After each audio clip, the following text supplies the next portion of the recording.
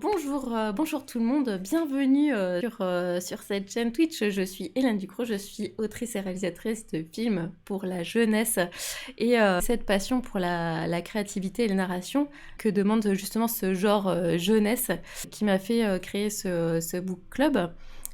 Et dans lequel nous avons lu Magic Charlie avec plaisir. On a partagé avec Mathilde qui vient d'arriver, Claire, Pierre qui est aussi dans le chat, sans doute Kater qui va arriver plus tard, Elise.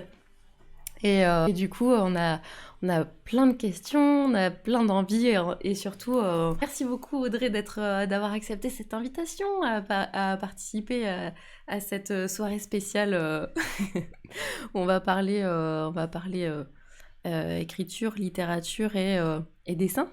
Parce que oui, donc pour celles et ceux qui ne te connaîtraient pas, tu es euh, autrice depuis que tu as 5 ans. Et Ouais, c'est écrit dans le en, en voy- en voyant large, oui. c'est écrit dans ta petite biographie qui est à la fin. Ah, c'est vrai que j'ai commencé à écrire des histoires à 5 ans, avant de savoir écrire. Donc ouais, voilà, donc autrice depuis ces 5 ans, je trouve que ça en jette. Après, tu as intégré l'atelier d'artiste Godferdom. Mhm. Et à partir de ce moment-là, tu as vécu de ta plume. Et je trouve ça super chouette d'avoir ce parcours à la fois dans l'écriture et dans l'art. Et je suis très curieuse de savoir comment les images sont venues dans ton univers et comment tu t'es mis aussi, parce que tu es aussi autrice de BD. Et donc, Mhm. comment tu jongles entre l'écriture et l'écriture graphique? En fait, c'est pas très différent. C'est juste que la BD demande moins d'immersion, mais c'est parce que c'est plus court, en fait, tout simplement. En fait, une BD correspond en moyenne à une nouvelle, une grosse nouvelle, on va dire. Tandis qu'un roman, ben, surtout, moi, j'aime bien les bons petits pavés quand même. Euh, c'est beaucoup plus long et du coup, ça demande une plus grande immersion. En fait, je suis tout à fait capable de, par exemple, de passer une semaine à travailler sur une BD la semaine d'après, je passe à une autre bande dessinée. Par contre, j'ai horreur de m'interrompre quand je fais du roman. Et là, d'ailleurs, je suis sur un nouveau roman et j'ai été obligée de m'interrompre pour travailler sur le tome 4 d'Elphie. Et je vais devoir passer au tome 3 du Jardin des Fées, au tome 15 de Princesse Sarah. Donc là, je vais tout faire d'un coup, en fait, parce que, par contre, le fait de enfin, me remettre dans l'écriture du roman, ça me demande une immersion beaucoup plus profonde. Et du coup, ça va me demander plus de jours. Bah, tout simplement, ça demande plus de choses à retenir parce que bah, le texte est beaucoup plus long. Je vois sur mon nouveau roman, j'en suis à peu près à 300 000 signes. Euh, Rien que de se remettre dans la lecture des 300 000 signes et se rappeler tout ce qu'on voulait faire, même si moi je travaille avec beaucoup de synopsis, se rappeler tout ce qu'on voulait faire, toutes les idées qu'on avait eues, en fait, ça demande une mobilisation de la mémoire qui est beaucoup plus importante que sur de la bande dessinée. En plus, la bande dessinée, bah, je partage le travail quelque part avec les dessinatrices avec lesquelles je travaille. Donc voilà, enfin, on partage et puis les coloristes aussi, donc on partage le job. Ça repose pas que sur mes épaules, alors que le roman, oui. Voilà. Donc, c'est plus un partage, on va dire, l'avantage de la BD, c'est que c'est très découpable. D'abord parce que, enfin, c'est vraiment, la BD, c'est l'art de la découpe, en fait. C'est-à-dire que grâce à la bande dessinée, j'ai appris à travailler de façon très méthodique.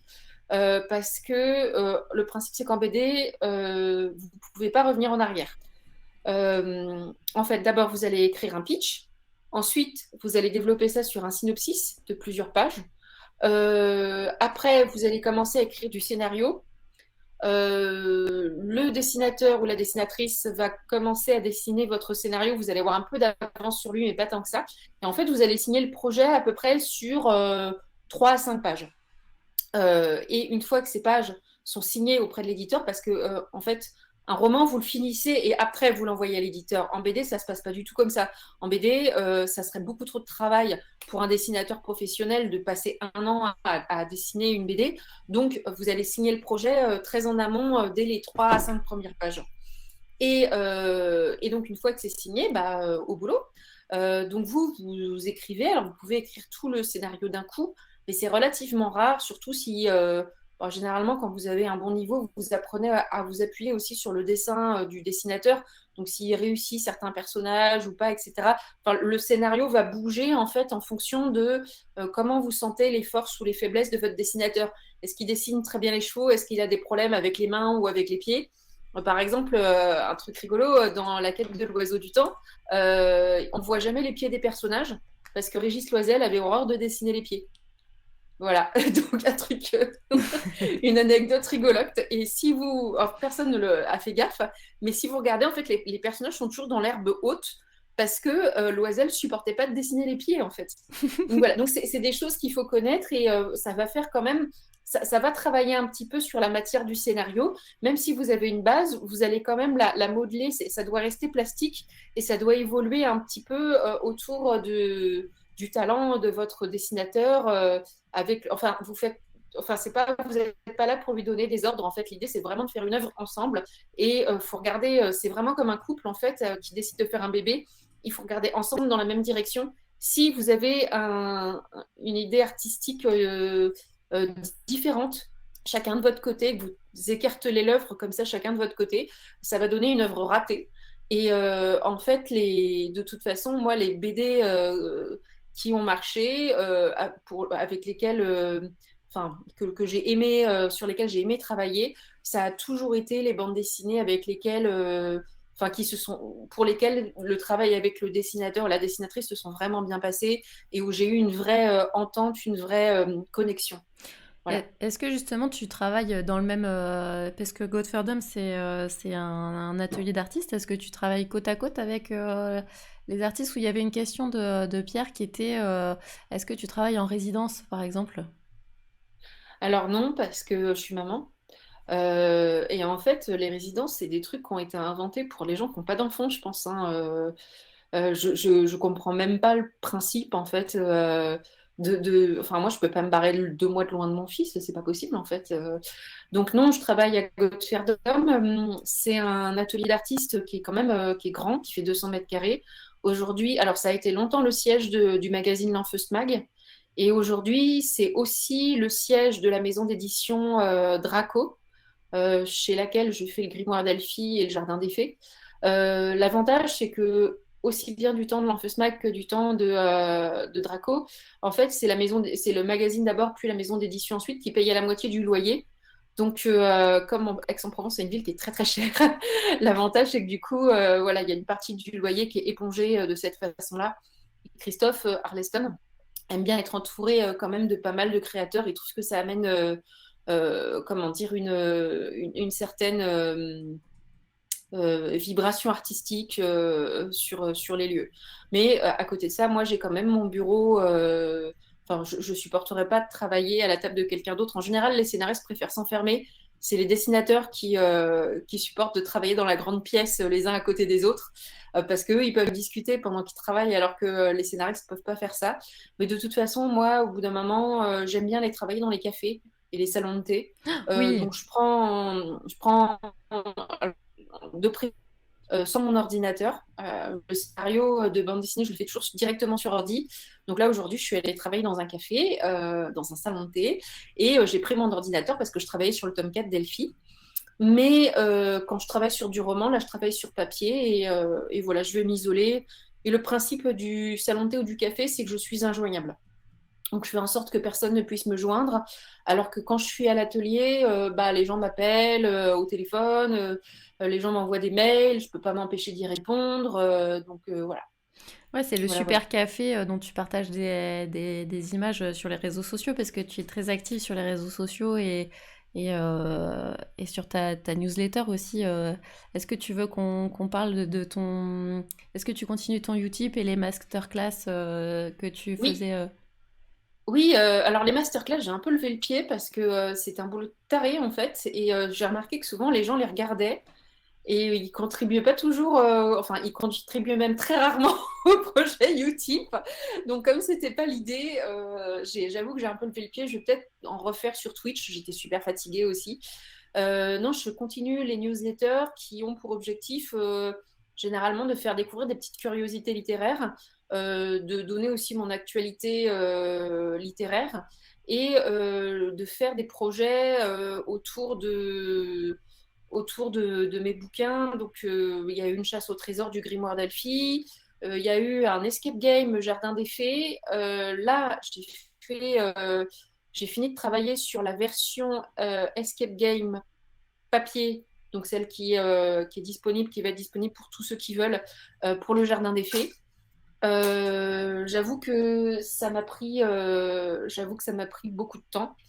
Et puis j'ai aussi fait une expo Magic Charlie que je pensais financer par le projet Utip, mais finalement Gallimard m'a dit qu'il serait OK pour me passer un graphiste et faire ça de leur côté. Donc du coup, bah, j'ai plus besoin des sous que j'avais fait sur Utip parce que moi, le principe c'est que je garde rien pour moi du tout. Mais oui, Euh, j'avais trouvé ça non, étrange d'ailleurs.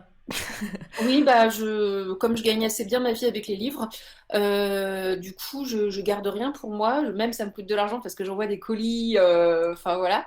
Des super Et puis colis, des hein. fois, Franchement, ça faisait trop envie à chaque fois. ouais, j'aime bien faire des jolis colis. D'ailleurs, là, il faut que je fasse gagner les 3 tomes de Magic Charlie. Et comme j'ai pas donné de deadline pour le prochain concours, en fait, les gens ont participé très très mollement. Donc là, il va falloir que je mette une date de fin. Est-ce Voilà. que tu Bah, veux mettre dans le chat, tu peux mettre le lien vers ton Utip, comme ça, ah, sur le site mon Dieu. de Audrey Alouette, Non, il y a le lien, je pense. bon, voilà, faut voir que je fais tout de façon un peu désorganisée et lentement parce que c'est ma façon de bosser, mais à l'arrivée, ça donne des trucs quand même. Et c'est vrai que non, non, mais quand je finis les projets, je les monte un peu. Mais c'est aussi ça ressemble beaucoup à ma façon de travailler. C'est-à-dire que j'ai une façon de travailler. C'est aussi pour ça que je pense enfin, ça me permet de développer beaucoup mon imagination. C'est-à-dire que j'y vais un peu dans le désordre et puis par contre, le résultat a quand même de l'allure. La chasse au trésor d'Elphie, elle est, je pense, super belle. On a eu beaucoup de retours très positifs. L'expo Princesse Sarah, elle est super bien aussi.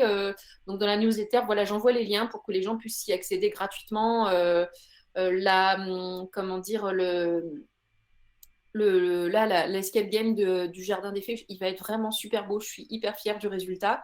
Là, le graphiste est en train de travailler dessus. Et l'expo Magic Charlie, qui va être aussi un dossier atelier d'écriture pour les professeurs de français, parce que c'est une expo atelier d'écriture en fait. Là, Gallimard est super content. Ils me disent que j'ai vachement bien bossé. Donc voilà. Mais il faut voir qu'à chaque fois, comme je travaille sur 12 000 trucs à la fois, bah, j'avance un petit peu ici, un petit peu là. Et je fais les choses bien, mais en vrac. Voilà. Je comprends, je comprends. Je peux partager cette émulsion, je pense. On peut appeler ça en arborescence, de partir un petit peu dans tous les sens comme ça, mais bon, structuré, hein. Euh, et justement, une des questions, c'était aussi là, tu y as répondu en disant que tu gagnais bien ta vie avec les livres. Parce que c'est vrai, comme moi je contribuais sur le Utip, tu disais que justement tu touchais rien. Et ça m'interpellait parce que je me disais que quand je soutiens un artiste, j'aime bien.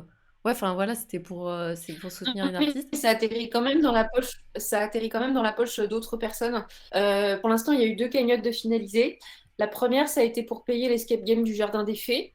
Donc ça atterrit dans la personne qui a créé la première version, enfin que moi après j'ai peaufiné, parce qu'il a fallu créer le jeu d'abord dans un premier temps. Et la deuxième cagnotte a servi à financer l'événement autour de la sortie du Jardin des Fées. Donc là, tout est allé dans la poche d'une association artistique qui en plus fait comment dire, des interventions dans les hôpitaux auprès d'enfants malades. Et c'est eux qui ont organisé l'escape game. Voilà, donc ça a financé des cosplayers, la personne qui a créé le jeu, le lieu quand même aussi, même si pareil, les gens ont mis ça à prix plancher. Franchement, personne s'est vraiment enrichi là-dessus, mais ça a quand même permis de financer un petit peu tout ça, quoi. Voilà. Et moi, j'ai rien gardé pour moi. En fait, J'ai pris l'argent, c'est passé par mon compte et j'ai reviré la somme exacte au centime près. Parce qu'en plus, sur Utip, ils prennent quand même 5%. Enfin, ils prennent 5% avant et après. Ah, très C'est-à-dire que bien, moi, je c'est récupère impeccable. l'argent, ils me reprennent 5%. Voilà. Donc, du coup, voilà, je prends la somme au centime près et je la remets dans la poche de la personne. Et si bah, la cagnotte est un peu plus lourde que ce qui était, enfin, que ce que j'avais prévu, bah, ça fait quelques dizaines d'euros en plus dans la poche de la personne. De toute façon, voilà, moi, je passe pas par des entreprises, je passe par des artistes qui font ça, voilà, pour finalement des sommes pas très élevées. Donc, l'un dans l'autre, voilà, ça finance quand même des gens comment dire, qui vivent pas forcément très grassement de leur art et dont je suis très contente de les faire participer à mes univers et voilà. Mais c'est très généreux et du coup, en fait, on vit très bien quand on édite des livres. C'est possible, en fait. Tu dois faire partie des rares personnes en France qui vivent de la BD et du roman. C'est plus facile de vivre de la BD que du roman quand même, Ah hein, oui, faut que ok. je précise. Alors là, j'aurais Franchement, jamais cru entendre ça. franchement si j'avais fait que Magic Charlie, je serais sous Spigarde, alors que la série c'est super bien vendu, hein. Mais C'est vrai? ouais, en fait, Magic Charlie m'a rapporté. Alors, sur l'année dernière, en fait, le truc qui était un peu bizarre, c'est que là, sur 2022, donc avec le paiement du tome 3 et toutes les rentrées du tome 1 et du tome 2 qui se sont très bien vendues, sur le coup, j'étais contente parce que j'ai vu qu'il y avait c'est quelque chose comme 25 000 € qui était arrivé. Mais là-dessus, il y avait la part de l'agent qui représentait quand même déjà plusieurs milliers d'euros. C'est 15%. Donc vous faites le calcul, moi j'ai oublié. Et bah, il y a tout, mais en fait, quand vous êtes auteur, tout ça, c'est du super brut. Hmm. C'est-à-dire que c'est encore plus brut que normalement le salaire que quelqu'un reçoit. C'est-à-dire que dessus, vous allez devoir payer votre retraite et votre sécurité sociale. Et ça représente grosso modo 30%. Donc en fait, si vous retirez la part de l'agent, plus c'est un peu plus que 30%, en fait, ça va être 35% à peu près. Ben, l'un dans l'autre, en fait, il reste plus que 50%. Ah oui, oui, Donc ouais. vous voyez, là, ce que j'ai touché sur l'année, sur tous mes droits, plus le tome 3, à l'arrivée, oui, ça me faisait moins de 15 000, un truc comme ça. Et en fait, je me suis dit, bah, ça va que j'ai de la BD à côté parce que, en fait, ouais, voilà, ça me ferait un SMIC alors que j'ai bossé comme, comme une damnée en plus. Donc, voilà. Non, mais ça faisait peur aussi quand on voyait dans tes stories Instagram, bah, c'est quand tu étais sur la fin du tome 3 là, que tu disais que tu t'écrivais jusqu'à tomber de ta chaise. Et en fait, moi, j'avoue que j'ai une compassion pour ça parce que ça, en fait, tu veux pas faire autrement, j'ai l'impression, que de te donner Oh, à fond sur ouais, mais sur un c'est projet. aussi parce que tu as une pression, parce qu'en fait, il y a ton éditeur qui attend, il y a des enjeux commerciaux, il y a les lecteurs qui t'attendent. Et en fait, bon, et puis bah, c'est bête, mais il y a plusieurs fois où je me dis, bon, le fait d'être maman, d'avoir un enfant, en fait, ça me bouffe un temps pas possible, mais c'est normal. Sauf que bon, c'est le moment où ça devient malsain, c'est le moment où en fait, tu as envie d'éliminer tout ce qui, dans ta vie, n'est pas l'écriture et de plus faire que bosser et rien d'autre. Et c'est vrai qu'il y a 2 ans et demi, pour l'écriture du tome 2 de Magic Charlie, j'ai fait un très gros burn-out, j'en ai encore des séquelles. C'est-à-dire j'ai gardé des tremblements nocturnes. La nuit, quand je dors, je convulse. Et c'est m'est venu à ce moment-là, c'est jamais passé. Donc là, j'ai des bêta-bloquants pour me calmer un peu les nerfs. Et c'est le seul truc qui résorbe un peu mes tremblements. Mais voilà, dès que je commence à être un peu fatiguée, par exemple, si j'ai 2 jours un peu intensifs sur un salon du livre ou tout simplement, moi j'ai emmené mon fils à Paris visiter des musées. On a dormi chez mon frère qui a 2 filles qui ont l'âge de mon fils et du coup c'était le dawa enfin voilà jusqu'à pas d'heure. Donc forcément je n'ai pas très bien dormi et ben au bout de 2 jours j'avais des tremblements de partout en fait et voilà je sens en fait j'ai plus aucune résistance à la fatigue, j'ai tout de suite mon corps qui s'effondre en fait et ça c'est vraiment les conséquences du burn-out. C'est pour ça que quand j'entends des gens parlait de burn-out comme si c'était une espèce de mode, qu'il fallait tous faire un burn-out. J'entends beaucoup ça aujourd'hui, c'est ah, j'ai fait un burn-out, c'est la preuve que j'ai bien bossé. Franchement, ça laisse vraiment des grosses séquelles, quoi. Enfin, moi, j'ai une pile de médocs sur ma table de nuit aujourd'hui qui est vraiment considérable. Bon, alors moi, évidemment, j'ai un bouclage qui s'est superposé au confinement à une époque où mon fils était vraiment petit et où du coup, j'avais beaucoup de travail autour de ça. Et puis bon, j'ai toujours été très nerveuse, mais le burn-out, c'est un truc vraiment sérieux. C'est pas prendre à la légère. Et c'est vrai que moi, j'ai beaucoup de collègues auteurs qui en ont fait. Et je trouve que c'est pas un hasard, c'est quelque chose de dangereux qui laisse vraiment des séquelles sur la santé sur le long terme en fait. Je pense à Cécile Duquesne, j'en parle parce qu'elle en parle assez librement de son burn-out. Mais voilà, elle a développé une anorexie mentale à cause de ça, parce que en fait, apparemment, on a un nœud nerveux ici. Et en fait, elle s'était tellement bloquée qu'elle pouvait plus rien avaler en fait. Et du coup, elle a perdu tellement de poids qu'aujourd'hui, ça fait des années que c'est un combat pour elle de gagner des kilos, en fait, et que vraiment, enfin voilà, elle en bat vraiment beaucoup, et ça fait des années que ça dure, et un vrai gros burn-out. J'ai eu plusieurs alertes avant où je me disais, ah, bon voilà, j'ai fait un burn-out, mais je récupérais la première fois, c'était 3 mois, la deuxième fois, c'était 6 mois, donc je me suis dit, bon, c'est bon. Quand j'ai vu le troisième arriver, je me suis dit, bon, c'est pas grave, je récupérerai en quelques mois. Et en fait, là, c'était tellement grave que 2 ans et demi après, bah, j'en bave encore, quoi. Donc, c'est pas à prendre à la légère. Et oui, c'est vrai que ça m'arrive d'écrire au point d'en tomber de ma chaise, mais c'est vraiment pas un modèle à prendre. Non, non, mais Voilà. ça fait peur et justement, il y a un rapport aux émotions qui est super intéressant dans Magic Charlie. Il y avait la notion des gemnèses et du fait de perdre des souvenirs et des émotions. Est-ce que c'est du coup c'est quelque chose qui est important pour toi dans l'écriture ou dans Magic Charlie juste dans Magic Charlie, c'est vrai que je connais pas non plus toutes tes œuvres, donc il y a il y a aussi le Alors, fait que la mère de Charlie est plutôt, elle a comme un masque avec son fils, ces choses-là, en fait, c'est que c'est des sujets qui te touchent. c'est vrai que dans Magic Charlie, les gemnèses, c'est des perles qui sont en fait deux choses. Elles sont à la fois les souvenirs des magiciens, mais c'est aussi une monnaie et c'est aussi une pile magique. C'est ce qui permet de faire fonctionner les objets magiquement, en fait. Le truc, c'est que à la base, Magic Charlie n'est pas né de nulle part. L'idée qui m'a servi de base à Magic Charlie, c'est la mort de ma grand-mère qui est morte de sénilité. Donc, on l'a vraiment vu. Moi, c'est allé assez vite, hein, ça a pris peut-être 1 an et demi. En 1 an et demi, elle a perdu ses souvenirs les uns après les autres et on l'a vu vraiment.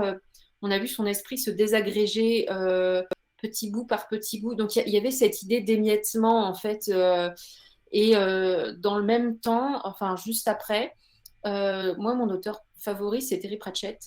Et Terry Pratchett est mort de la maladie d'Alzheimer. À ce moment, enfin, quand ma grand-mère est tombée malade, lui, il était déjà malade, ça a duré plus longtemps. Mais année après année, c'est vrai que je lisais ses livres et enfin, voilà, comme j'ai lu tous ses livres, j'ai vu que sur les dernières années, ses derniers bouquins, euh, on voyait qu'il n'arrivait plus à filer les idées, les métaphores comme avant.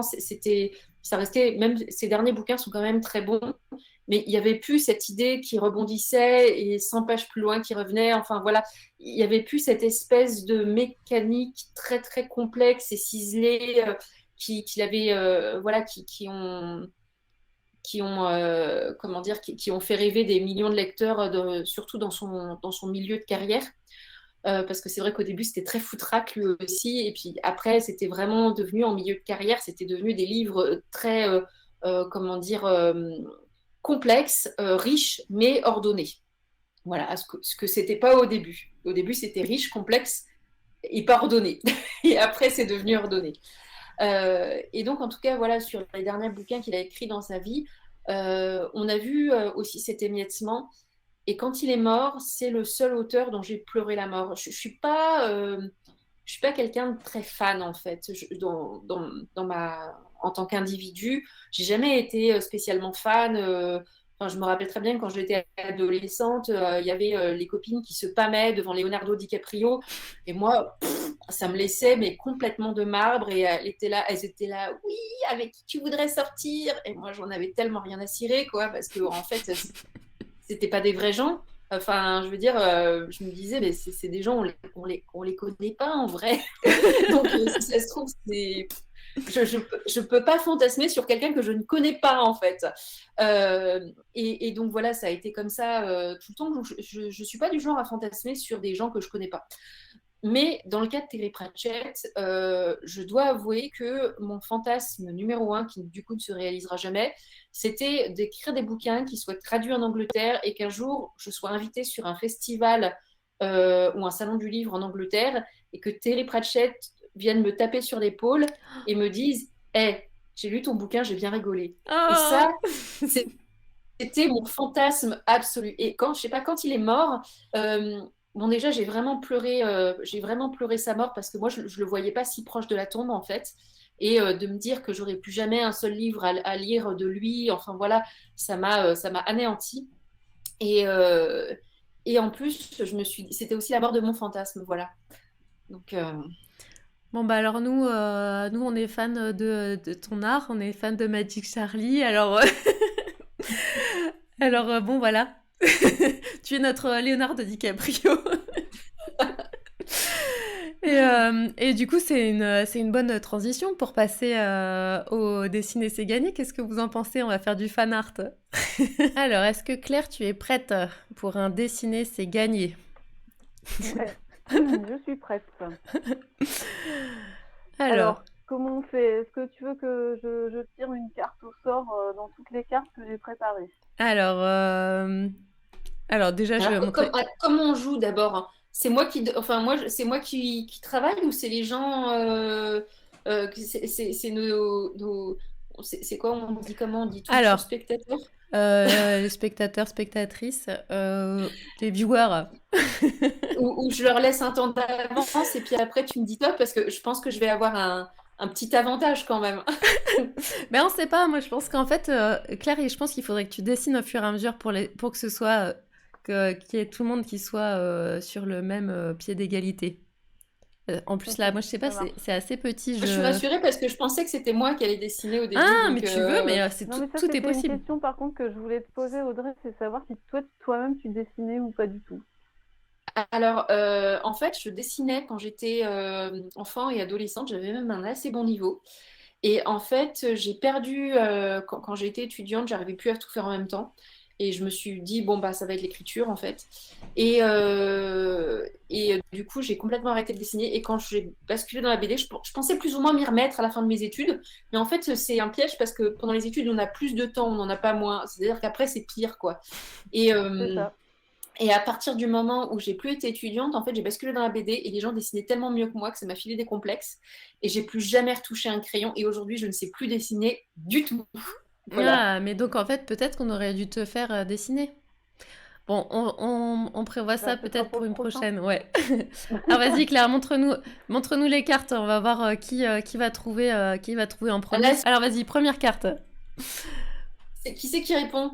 Ah bah, dès que tu Parce que moi, j'ai la réponse. fais voir. Attends, mais tu peux Enfin, je l'approcher, pense. Claire? Approche-la, approche-la. Plus à droite. Non, mais à gauche, à gauche, à gauche. Attends, pardon. Ouais. Oui. Non, dans l'autre sens. Alors, est-ce que tu sais qui c'est? C'est moi qui dois répondre? Ah bah, vas-y, réponds si tu sais. Alors, moi, je dirais Dame Rumpelstiltskin, qui est la libraire du Grimoire qui mord. C'est ça. Ouais, bravo.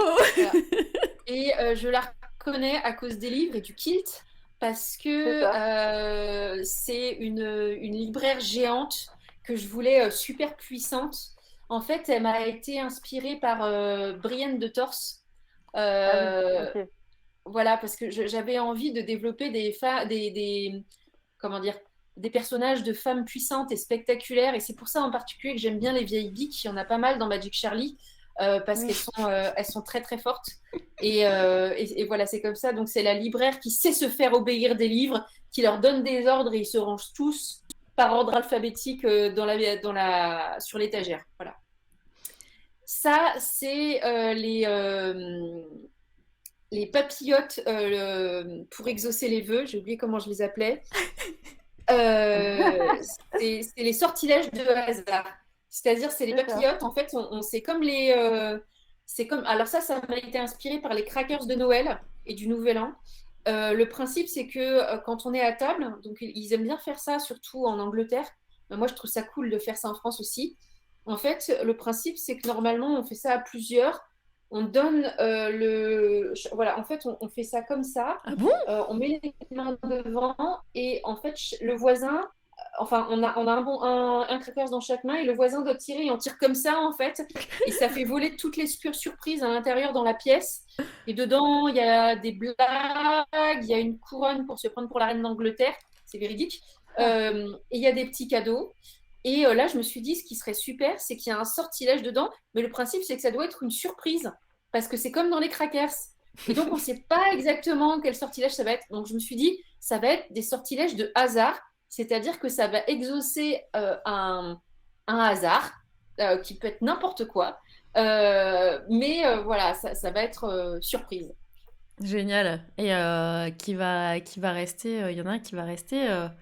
Vas-y, sors ta carte spoiler. Ah oui, attends, la carte. Attends, j'en ai une. Alors là, moi, je l'ai. Alors, Elle est à l'envers, elle est à l'envers, Claire. Voilà. Je crois que je commence à être perdue dans les. Alors là, il est à l'envers. Ouais, voilà. C'est voilà. bon, c'est bon. Là, c'est le bon sens. Et donc, oui, il y a un sortilège de hasard qui tient pendant les 3 tomes. On est en haleine, savoir si il y en a un qui reste en surprise jusqu'à la fin. Jusqu'à la scène finale. Tout à fait. C'est bon, on peut retirer le spoiler et passer à la carte suivante. Okay. N'hésitez pas dans le chat à donner les réponses si vous trouvez avant Audrey, vous gagnez des points bonus. Ça, c'est infacile. Il est à l'envers, Claire. Ah, mais c'est pas possible. Je comprends. Je t'avoue, là, je suis perdue avec les histoires d'orientation. C'est Inception. Ah bah là, c'est Mandrin, j'imagine. Je vois pas ce qu'il a sur la tête. Faut baisser un peu. C'est une gamelle? C'est ça. En fait, faut le descendre un peu. J'ai pas le. Voilà, c'est ça. J'ai que le chat. Ah, voilà. Qu'est-ce qu'il. Il a une gamelle Non, sur là, la j'ai tête. que le Je chat, crois qu'elle j'ai pas a ce qu'il a bien dessus dit de la la gamelle. C'est une gamelle qui réfléchit à manger, en fait? Ouais, c'est ça. En fait, pour l'anecdote, Audrey, il se trouve que j'ai un chat blanc albinos aux yeux verrons. Mm-hmm. Et donc le mien, il s'appelle Sardine. Il pèse pas loin de 6 kilos. En fait, c'est qu'il mange trop. Et donc, ça m'a fait beaucoup rire de découvrir son livre et de voir qu'il y avait un chat blanc dedans, parce qu'en fait, un chat blanc albinos, c'est rare. Voilà. Ouais, je me demandais quelle était l'origine de ce chat, d'ailleurs, parce que c'est pas anodin de prendre un chat blanc. Alors, en fait, c'est une raison qui est complètement graphique. Okay. Alors, c'est un peu compliqué, hein. Je peux vous expliquer comment j'ai mes idées, mais en fait, ça prend du temps. À la base, il y avait eu la raison pour laquelle Charlie est noir, c'est un personnage noir, c'est que j'avais lu cette tribune qui était un truc qui avait été lancé par une fille américaine noire et qui disait je supporte plus de voir ces histoires de petits garçons blancs avec leurs chiens. Et c'est vrai qu'il y en a beaucoup en jeunesse, voilà. Et donc, je me suis dit, bon, alors, il se trouve que j'aurais pu prendre une héroïne noire, mais j'avais déjà écrit beaucoup d'histoires avec des héroïnes, et moi, j'avais envie d'un héros. Mais donc, du coup, je me suis dit, bon, c'est vrai, il faut diversifier un petit peu les personnages. Charlie n'est pas du tout mon premier personnage racisé, mais là, je me suis dit, voilà, je vais partir sur un genre de Harry Potter, donc je vais pas faire la même chose, évidemment. Et je suis partie sur un personnage un petit peu différent. Donc, je voulais, entre autres, qu'il soit noir. Je voulais qu'il ne développe pas des caractéristiques virilistes. C'est-à-dire, je voulais qu'il soit puissant. Donc, il a la possibilité de le faire parce que Charlie est très fort. Mais il fait le choix, et vraiment, c'est un choix, de la gentillesse. Et à Oui, côté de c'est vrai. ça, je me suis dit, je voulais lui trouver un animal et je me suis dit que j'allais partir sur le chat. Parce que je trouve que le chat, c'est un animal de sorcière à la base. Et puis, bah voilà, j'allais pas prendre un petit garçon, enfin, un jeune garçon, avec un chien, puisque dans la tribune de Thousand Black Book Girls, elles en avaient ras-le-bol. Donc, je me suis dit que j'allais changer ça. Et bah, tout simplement, j'aurais pu prendre un chat noir parce que c'est le chat de sorcière par excellence. Et puis en plus, les chats noirs ont besoin qu'on leur fasse de la bonne publicité vu qu'ils sont moins adoptés. Bah, néanmoins, comme Charlie était noir, je me suis dit que si un jour c'était porté à l'écran, ça rendrait mieux d'avoir graphiquement, d'avoir un personnage noir, enfin même si on fait une BD un jour, un personnage noir et un chat blanc, graphiquement ça fonctionne très bien, en fait, tout Ouais, simplement. complètement. D'ailleurs, à ce propos, là, j'ai su que tu avais fait un livre audio avec Magic Charlie. Oui, Félicitations, ça a l'air, merci. ça a dû être trop bien d'assister à l'enregistrement. Est-ce que c'est Ouais, c'est cool. est-ce que c'est un enregistrement comme j'ai entendu qu'il y avait l'Enfeust en livre audio qui a été ultra produit avec plein de sons et tout? Est-ce que c'est le comédien reste dans la lecture sans effet ou c'est comment? Alors, c'est pas comme Blind, parce que les studios Blind, eux, ils font intervenir plein d'acteurs.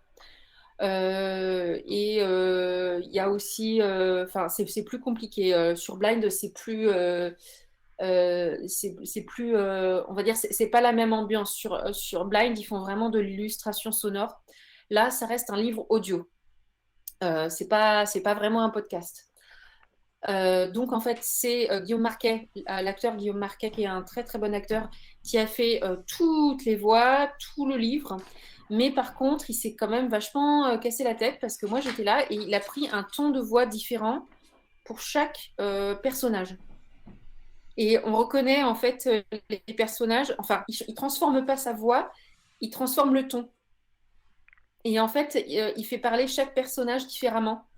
Et on va reconnaître un personnage, non pas parce qu'il va... Bon, c'est vrai que, par exemple, le juge, il va parler d'une voix un peu plus grave, ou le cavalier aussi, mais sinon, il transforme pas tellement sa voix, c'est pas comme un dessin animé, quoi. Il va surtout changer les intonations. Et moi, j'aime beaucoup cette façon de faire, ce qui est assez proche de la façon de faire de Guillaume Gallienne sur France Inter. À l'époque où il faisait un peu de lecture, ça peut pas faire de mal. J'adorais cette émission où il lisait des livres classiques pendant, comment dire, pendant 1 heure. C'était des émissions d'1 heure. Et c'est un petit peu, voilà, dans cette optique-là. Il y a de la musique aussi, mais elle est plus là, comment dire, comme élément d'ambiance à droite à gauche. Ok, parce que pour le coup, Pierre, Claire et moi, on est dans et JP aussi qui est dans le chat, on est dans le cinéma d'animation Mhm. et on se posait la question de savoir si tu avais pensé ou envie d'adapter Magic Charlie au cinéma. Est-ce que c'est déjà très graphique? Toi, tu l'as pensé comme une BD ou tu le voyais déjà en film ou... Alors, en fait, en BD, je l'avais pensé en BD. Le souci, c'est que à plusieurs reprises, j'ai fait appel à un dessinateur et à chaque fois, c'est un peu une malédiction. Soit le dessinateur ou la dessinatrice sont partis en burn-out. Ah mince. Euh, Ah, je déconne pas, en décidément. fait. Ouais, non, non, non, mais en fait, c'est une maladie d'artiste super banale. Soit le dernier que j'ai contacté pour lui dire, en fait, il m'a carrément dit qu'il en avait tellement marre qu'il voulait arrêter la BD. Donc, Ok. non, je plaisante pas, ça s'est vraiment passé. Euh, donc du coup, voilà, la BD, pour l'instant, c'est un peu... J'ai les premières pages de scénario, mais comme en fait j'ai un boulot de dingue à côté, j'ai tout simplement pas pris le temps de concrétiser la chose. Le dessin animé, c'était prévu. J'avais même déjà signé avec un producteur. Mais ce qui s'est passé, c'est que malheureusement, ce producteur faisait des remarques racistes. Et comme les personnages, il y a pas mal de personnages racisés dans Magic Charlie, j'ai trouvé ça vachement emmerdant en fait. Bah, quand même. Donc du coup, du coup, j'ai arrêté les frais, voilà, et j'ai récupéré mes droits. Et là, je sais que mon agent est en train de travailler pour essayer de le placer, mais plutôt en live, en série. Ouais. Voilà. Pour être honnête, là, je m'en occupe pas trop. Parce que, en fait, je peux pas être au four et au moulin et j'ai trop de boulot, tout simplement. Les journées sont déjà beaucoup trop longues. Et donc, voilà. Donc là, je m'en occuperai, mais pas tout de suite. Oui, Voilà. bah déjà, si elles peuvent déjà faire un... Parce que du coup, c'est Roxane Edouard, c'est ça? Oui. Elle travaille en Angleterre, donc ce serait avec des prods anglo-saxonnes ou non, tu sais pas? Non, je crois que les co-agents avec qui elle travaille, elles sont françaises. Ok. Elles travaillent enfin, je sais que là, c'est une recherche en France. Après, elles font ça sur les deux fronts, c'est-à-dire que Roxane rencontre des gens qui sont parfaitement anglophones et ce que moi, je peux pas faire, par exemple, parce que moi, je suis pas du tout anglophone. Je baragouine à peine l'anglais. Elle travaille aussi avec des gens en France. Aujourd'hui, il y a de la demande pour ça. Après, le cinéma français, sur le plan fantastique, ils sont pas très très forts, donc voilà. Donc moi, je pense que la BD va se concrétiser avant le cinéma. Bah, de toute façon, c'est beaucoup plus facile de faire de la BD que de faire du cinéma. Surtout que moi, je veux vraiment trouver la bonne personne pour faire le dessin. Ça, pour moi, c'est hyper important. Parce que comme je le disais donc au début comment dire, au début de cette émission, en fait, il faut pas s'embarquer avec la mauvaise personne. Et quand je dis la mauvaise personne, c'est que c'est pas forcément une mauvaise personne, c'est que c'est la mauvaise personne pour ce projet-là. C'est voilà, faut pas faire comme dirait Orelsan, faut pas faire un enfant avec les gens que tu connais pas bien. Et ben la BD c'est exactement pareil. C'est comme faire un bébé avec quelqu'un que tu connais pas. Et ben il faut pas faire ça. Et je veux pas m'embarquer avec n'importe qui sur ce projet. Je veux être sûre d'avoir la personne, le dessinateur ou la dessinatrice, qui soit adapté à ce projet. C'est-à-dire pas juste quelqu'un qui soit bon, mais quelqu'un qui soit la bonne personne pour ça, qui ait le bon trait graphique, qui s'y retrouve dans cet univers, qui n'ait pas peur de dessiner plusieurs tomes voilà, dans le même univers, parce qu'on ne va pas boucler ça en un seul roman graphique. Donc voilà, ce genre de choses. Et ça prend du temps de trouver la bonne personne. Et je dois avouer que pour l'instant, je ne me suis pas suffisamment investie dans la recherche de la personne adéquate. Eh bien, donc ça fait une très bonne transition pour savoir, Claire, tu veux nous montrer une image suivante? Ouais. Alors, je sais pas si vous l'avez vu, je viens de le faire, mais ça c'est un peu facile. C'est la Madeleine de Ouais, Réconfort, hein. la Madeleine de réconfort. Attends, moi La aussi j'en ai Madeleine de fait. Ouais. Réconfort parce que dans Magic Shirley, les recettes sont magiques. Et la grand-mère de Shirley, Dame Mélisse, est une magicière extrêmement puissante comment dire, qui a qui a écrit un livre de recettes où en fait elle crée des tas de recettes magiques dont la tarte chercheuse par exemple que vous pouvez là c'est une idée qui m'est venue en regardant des politiciens se faire entarter la tronche et je me suis dit mais le problème c'est que la personne qui entarte après elle a des problèmes avec la justice et je me suis dit bah, ça serait tellement mieux si la tarte elle pouvait voler jusqu'à la personne comment dire qui par exemple jusqu'à Elisabeth Borne ou jusqu'à Monsieur Macron et qu'elle s'écrase et juste on ne sait pas d'où elle vient. Eh bien voilà, ça serait très très bien. Merci, Euh, merci JP, il dit on dirait une patate, ma Madeleine de réconfort, alors que je la ah trouve non, très une mignonne. patate, parce que les patates patates sont des patates qui collent des patates en fait, des patates très teigneuses. Alors il y a deux autres personnages. Alors, c'est Euh, alors là, je suis pas sûre. qui ont un Ah oui, nez. si. Si, c'est un nez de cochon. Oui, je croyais que c'était au début, je me disais, tiens, ils ont des yeux bizarres. Non, c'est un nez de cochon. Ouais, des fois, Non, non, non, mais Attends, c'est juste que quel personnage a ce des sont nez de cochon? bien des nez de cochon, ouais. eh ben, c'est au début, dans les tout premiers chapitres du tome 1, C'est ça. Charlie tombe sur quelque chose de bizarre, c'est qu'il voit des gens qui commencent à avoir un nez de cochon, qui sont des piétons, donc des gens qui ne font pas de magie. Bah, d'ailleurs, au début, Charlie n'en fait pas non plus, donc il ne comprend pas du tout ce qui se passe.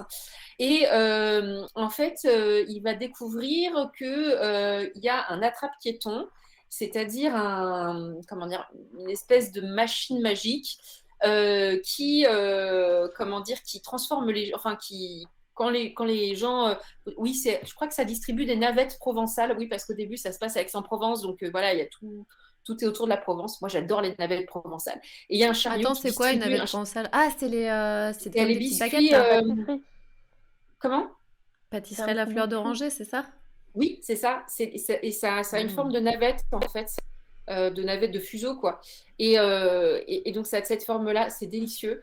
Et donc, au début, voilà, les gens prennent ça et quand ils en ont mangé, après, ils leur poussent un nez de cochon et ils comprennent pas d'où ça vient. Et Charlie doit détruire la trappe piéton pour faire sauter le sort, puisqu'au début, donc, il y a des petits, des sales petits crétins de ta dame, des gosses de riches qui s'amusent à faire des sales blagues autour de Charlie et au début, il ne comprend pas pourquoi. Mhm. Est-ce que tu as un autre dessin à nous montrer? Ah. Alors, le personnage préféré des lecteurs de Magic Charlie, c'est donc Pépouze la serpillière, je pense. C'est ça. Euh, Voilà, Pépouze la serpillière très affectueuse qui, quand elle vous a la bonne, vient sur vos genoux pour réclamer des gratouilles et répand son eau sale sur vos genoux. Voilà. Qui peut être très agressive aussi quand elle n'aime pas la personne. Voilà. Et depuis que Pépouze existe, en fait, alors au début, j'avais prévu de la tuer. Et les lecteurs ont tellement non, mais les lecteurs ont tellement réclamé son retour que j'ai été obligée de la ramener dans le tome 2 et dans le tome 3. Euh, voilà, donc après, dans le tome 2, le tome 3, elle devient une serpillière zombie qui est raccommodée au milieu. Ah ouais, c'est Et, vrai. Comment t'as et pu donc, penser à tuer Pépouze? là, je me suis dit, ça va être triste et tout. C'est un élément émotionnel, voilà. Et les gens étaient tellement tristes. No spoil. Les gens étaient tellement tristes qu'en fait, ils m'ont demandé de la ramener. Donc, du coup, j'ai ressuscité Pépouze en la transformant en serpillière zombie. Et depuis que Pépouze a été créé, il y a des gens qui ont baptisé leur aspirateur robot, vous savez, Ah les ouais, trucs, Pépouze, excellent. ils les ont baptisés Pépouze. Trop bien. Et puis du coup, nous, maintenant qu'on a acheté un aspirateur robot, il s'appelle Pépouze aussi. Génial. Voilà. Non mais c'est trop bien. T'imagines si un jour t'es adapté par Disney par exemple, eh ben ils vont vendre des serpillères en goodies Ouais, mais je me en suis dit, des merch. serpillères C'est brodées clair, avec le nom de Pépouze en doré, ça serait trop beau, quoi. Et, euh, et donc, Ça ouais, donnera comment envie de tu... faire le ménage. à fond, Ouais, c'est alors clair. comment quelqu'un qui me demande, Pierre qui demande comment as-tu imaginé ce personnage? À la base, en fait, je me disais que j'aime bien avoir des petits personnages animés. Ça, c'est un truc, c'est une invention très Disney justement, d'avoir des petits, comment dire, des petites mascottes assez mignonnes. Et moi, j'ai pris un peu le contre-pied. Je me suis dit, bah, je prends une serpillière parce qu'il y a rien de plus, comment dire, de moins graphique et de moins mignon qu'une serpillière en fait. Mais je me suis dit, bah, je vais la prendre et en fait, je vais en faire un truc vraiment mignon.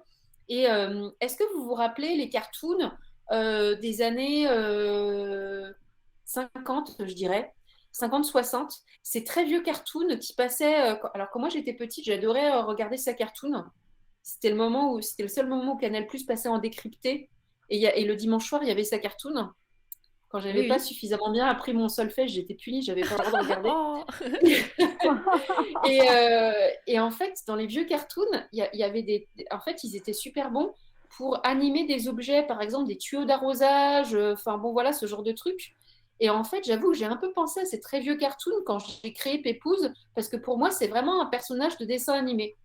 Et il y avait aussi le fait que j'avais envie au début, c'est parti d'une idée. Alors, ça fait un certain temps que je m'amuse à quel est le mot serpillière, un peu à droite à gauche, parce que c'est une blague que je me fais à moi-même. Je précise que c'est une blague que je ne fais pour personne, hein, juste pour moi. Voilà, c'est gratuit. Et en fait, j'avais envie de faire une scène un peu comme l'apprenti sorcier. L'apprenti sorcier, le poème de Goethe, qu'on connaît tous parce qu'on a tous vu cette scène de Fantasia avec Mickey voilà, qui déclenche les eaux et qui fait pousser les balais. Et à un moment donné, il y a 200 balais qui sont en train de vider les seaux d'eau et puis c'est l'inondation géante. Enfin voilà. Et donc en fait, j'étais partie sur une scène de ménage qui dégénère. Et je me suis dit, mais je vais animer un truc et j'ai repensé à ces mascottes, j'ai repensé, donc les mascottes Disney qui sont supposées être hyper mignonnes, mais j'ai repensé à ces très vieux cartoons où ils arrivent à animer n'importe quoi, genre un arrosoir, etc. Et en fait, les trucs sont hyper vivants. Enfin, pour moi, c'est avant Pixar, c'est pas Disney, c'est ces vieux cartoons des années 50 en fait. Et du coup, voilà, je suis partie là-dessus et je me suis dit, bah voilà, j'ai créé ce personnage de serpillière qui va être assez rigolo, qui va être en fait un personnage pas tant Disney que cartoon. Donc c'est vraiment un personnage de cartoon à la base. Et je l'ai appelé Pépouze parce que, comme ça se passait à Aix-en-Provence, je m'amusais à caler des mots d'argot provençal. Être Pépouze, en fait, comment dire, en Provence, ça veut dire, c'est un mot que j'avais jamais entendu avant de descendre en Provence. Être Pépouze, ça veut dire être tranquille, quoi. Et je me suis dit, voilà, une serpillière en flaque, à la base, c'est un truc assez tranquille. C'est pour ça que je l'ai appelé Pépouze. Je trouvais que ça lui allait bien. Claire, tu veux nous montrer ce que tu es en train de faire? Je vois ce que c'est la Je librairie suis sur en train pattes. de J'ai suivre. gagné, j'ai gagné! Ouais, t'as compris. Ouais. J'ai pas- Alors, ouais, trop c'est rapide. c'est la librairie. Alors, il faut que je prenne l'autre fenêtre parce que là, je l'ai à l'envers. Euh, Non, non, mais c'est bien, c'est dans le bon sens, hein, je précise. Ah, là, tu as à Ouais, l'envers. là, je l'ai à Excuse-moi, l'endroit. tu l'as Oui, mis à là, l'envers. oui, parce qu'il y a plusieurs.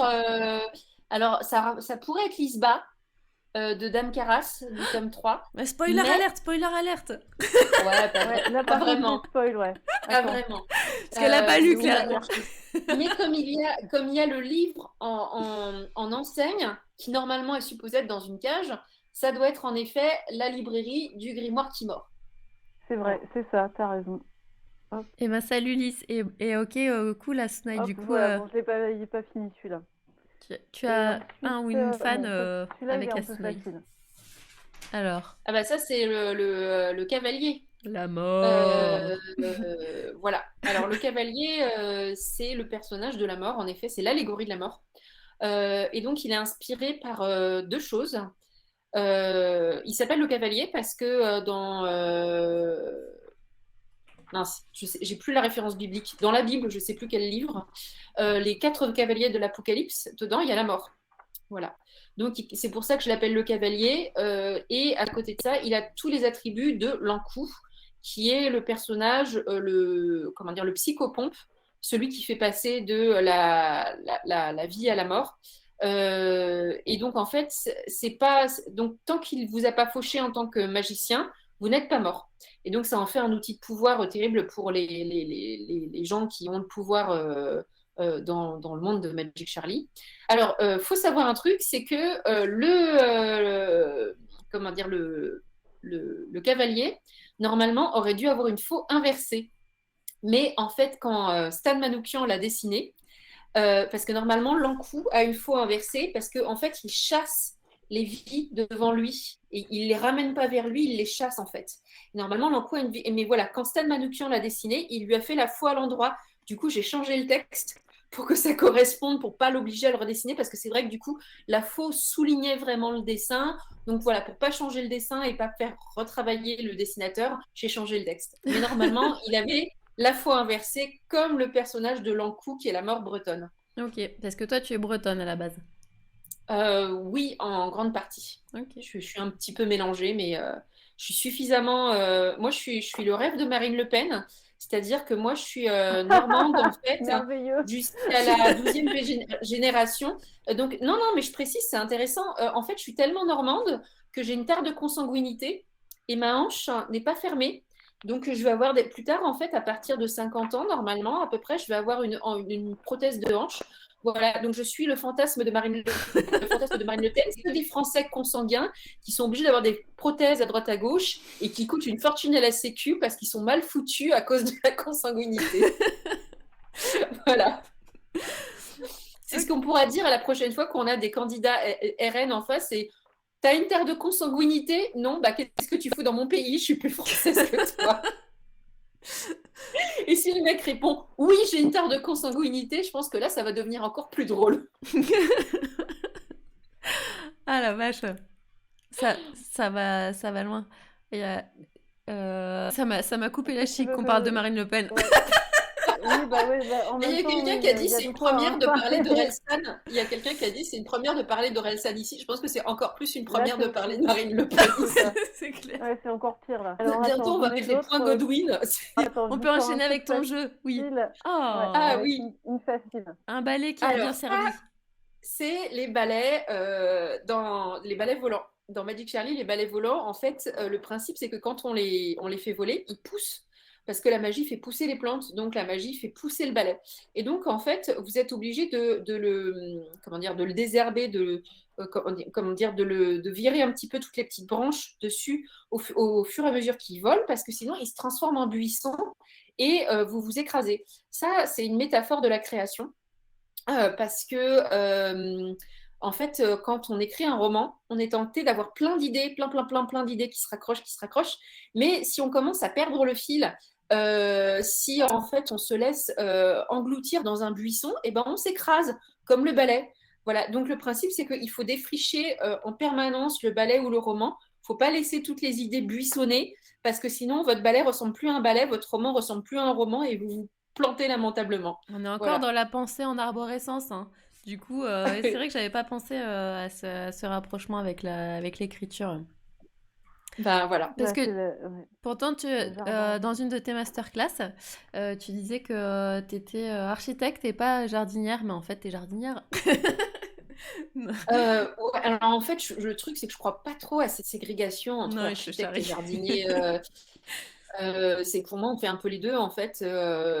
Mais c'est-à-dire que, enfin, oui, si, je suis quand même pas mal architecte parce que moi, je synopsise énormément. Mais le truc, c'est que j'en rajoute beaucoup quand j'écris aussi. Donc, le fait de faire un premier jet, enfin, de faire un synopsis hyper détaillé. Moi, souvent, mes synopsis, ils vont faire 20, 30 pages. Enfin, c'est très long, quoi, hein. Et puis, 30 pages tapées, quoi, hein, pas 30 pages écrites à la main. Donc, c'est vraiment tassé. Et après, ça m'empêche pas, des fois, de virer des passages entiers à la poubelle.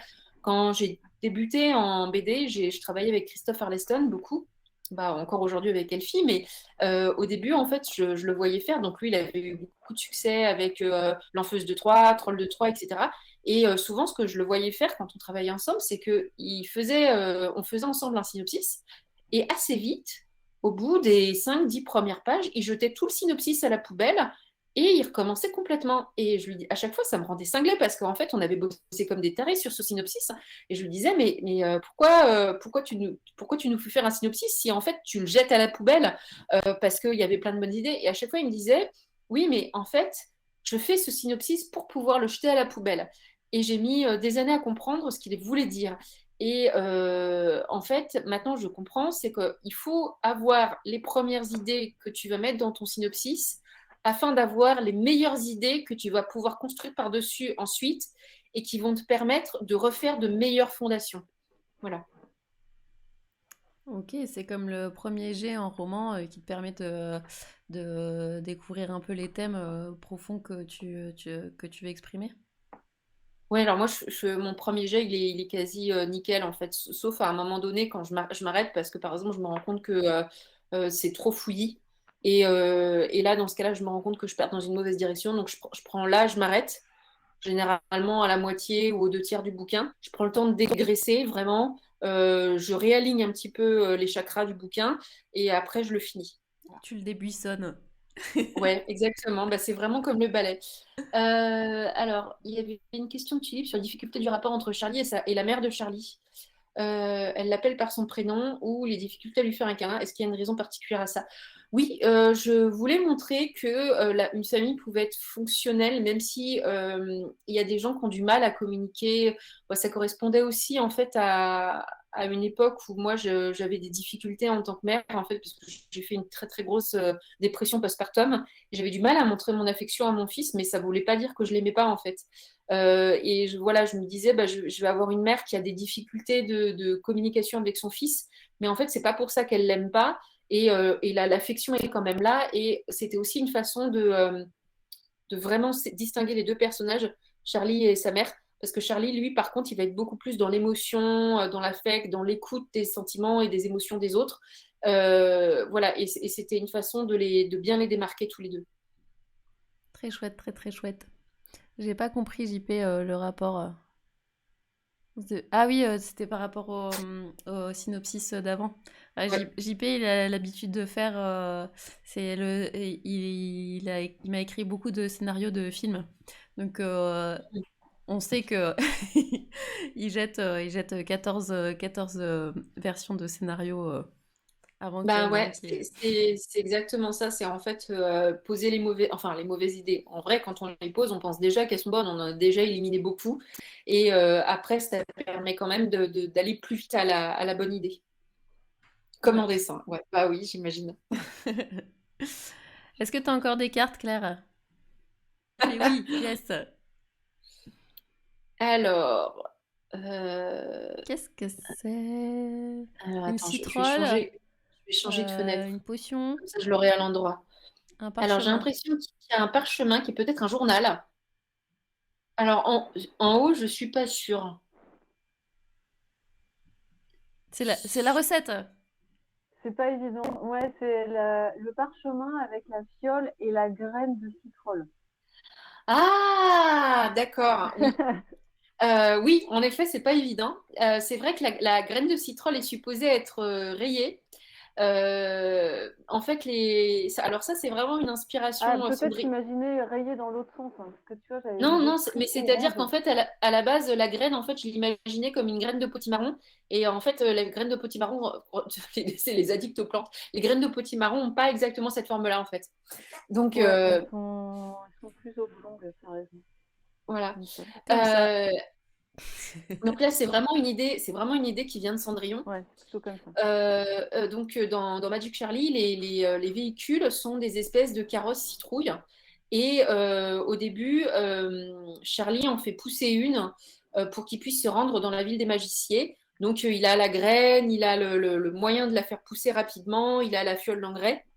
Et en fait, ça, c'est parce que je voulais créer des courses de citroles. Parce que Hum. ça me faisait marrer, je voulais pas que ça soit un carrosse citrouille juste dans Cendrillon qui soit joli. Moi, ce que j'aime bien dans le carreau, alors je sais pas si vous vous rappelez le Cendrillon de Disney, à la fin, la citrouille se fait complètement exploser. Et je me suis dit que ça serait très drôle de mélanger les citroles, donc ces carrosses citrouilles, avec un principe de Mario Kart. Ah. Et en fait, les courses de Trop bien. citron dans Magic Charlie, elles viennent de l'idée Mario Kart, mais avec un côté beaucoup plus jouissif, beaucoup plus magique. Donc c'est pour ça qu'en fait, ils doivent ouvrir des caisses de sortilèges surprise. C'est un peu comme les cases de Mario Kart. Et donc dedans, ils sont obligés d'en ouvrir, je crois que c'est 7 ou 9, je ne sais plus. Et il y a des sorts qui sont des sorts positifs, donc ils vont aider. Il y en a qui vont être négatifs et il y en a qui vont être des sorts neutres. Il y en a des fois qui sont juste des sorts rigolos. Et le principe aussi, c'est que il y a des tas de choses sur la route qui vont bousiller complètement la citrole, y compris vos adversaires qui vont vous rentrer dedans, etc. Et le jeu, c'est d'avoir au moins un petit bout de citrole avec lequel finir la course et avec lequel passer la ligne d'arrivée. Et voilà. Et en fait, c'est un mélange d'un Mario Kart de Cendrillon en 100 fois pour un. Voilà. Bon, bah voilà, une prochaine fois, on pourra faire un stream où on joue à Mario. J'aurais rêvé à voir le jeu Magic Shirley avec les courses de citron, ça aurait été trop drôle. Bah, Ah, ça serait trop bien. peut-être que ce sera le cas. Peut-être que ton agent il va Ouais, travailler avec un studio de ouais, jeux vidéo. faudrait, ouais, bah surtout, faudrait d'abord vendre les droits au cinéma et après, ça serait plus simple. Mais bon, parce qu'en plus, le problème, c'est qu'après, ils veulent tous les droits à chaque fois, c'est ça qui est pénible. Ouais, d'ailleurs, c'est une Euh, question. Attends, j'ai une question sur les droits cinéma et tout, parce que quand tu quand t'as ton contrat, quand tu signes ton contrat, tu signes obligatoirement ta session droit ciné. Ou oui, mais moi, j'ai réussi à les garder.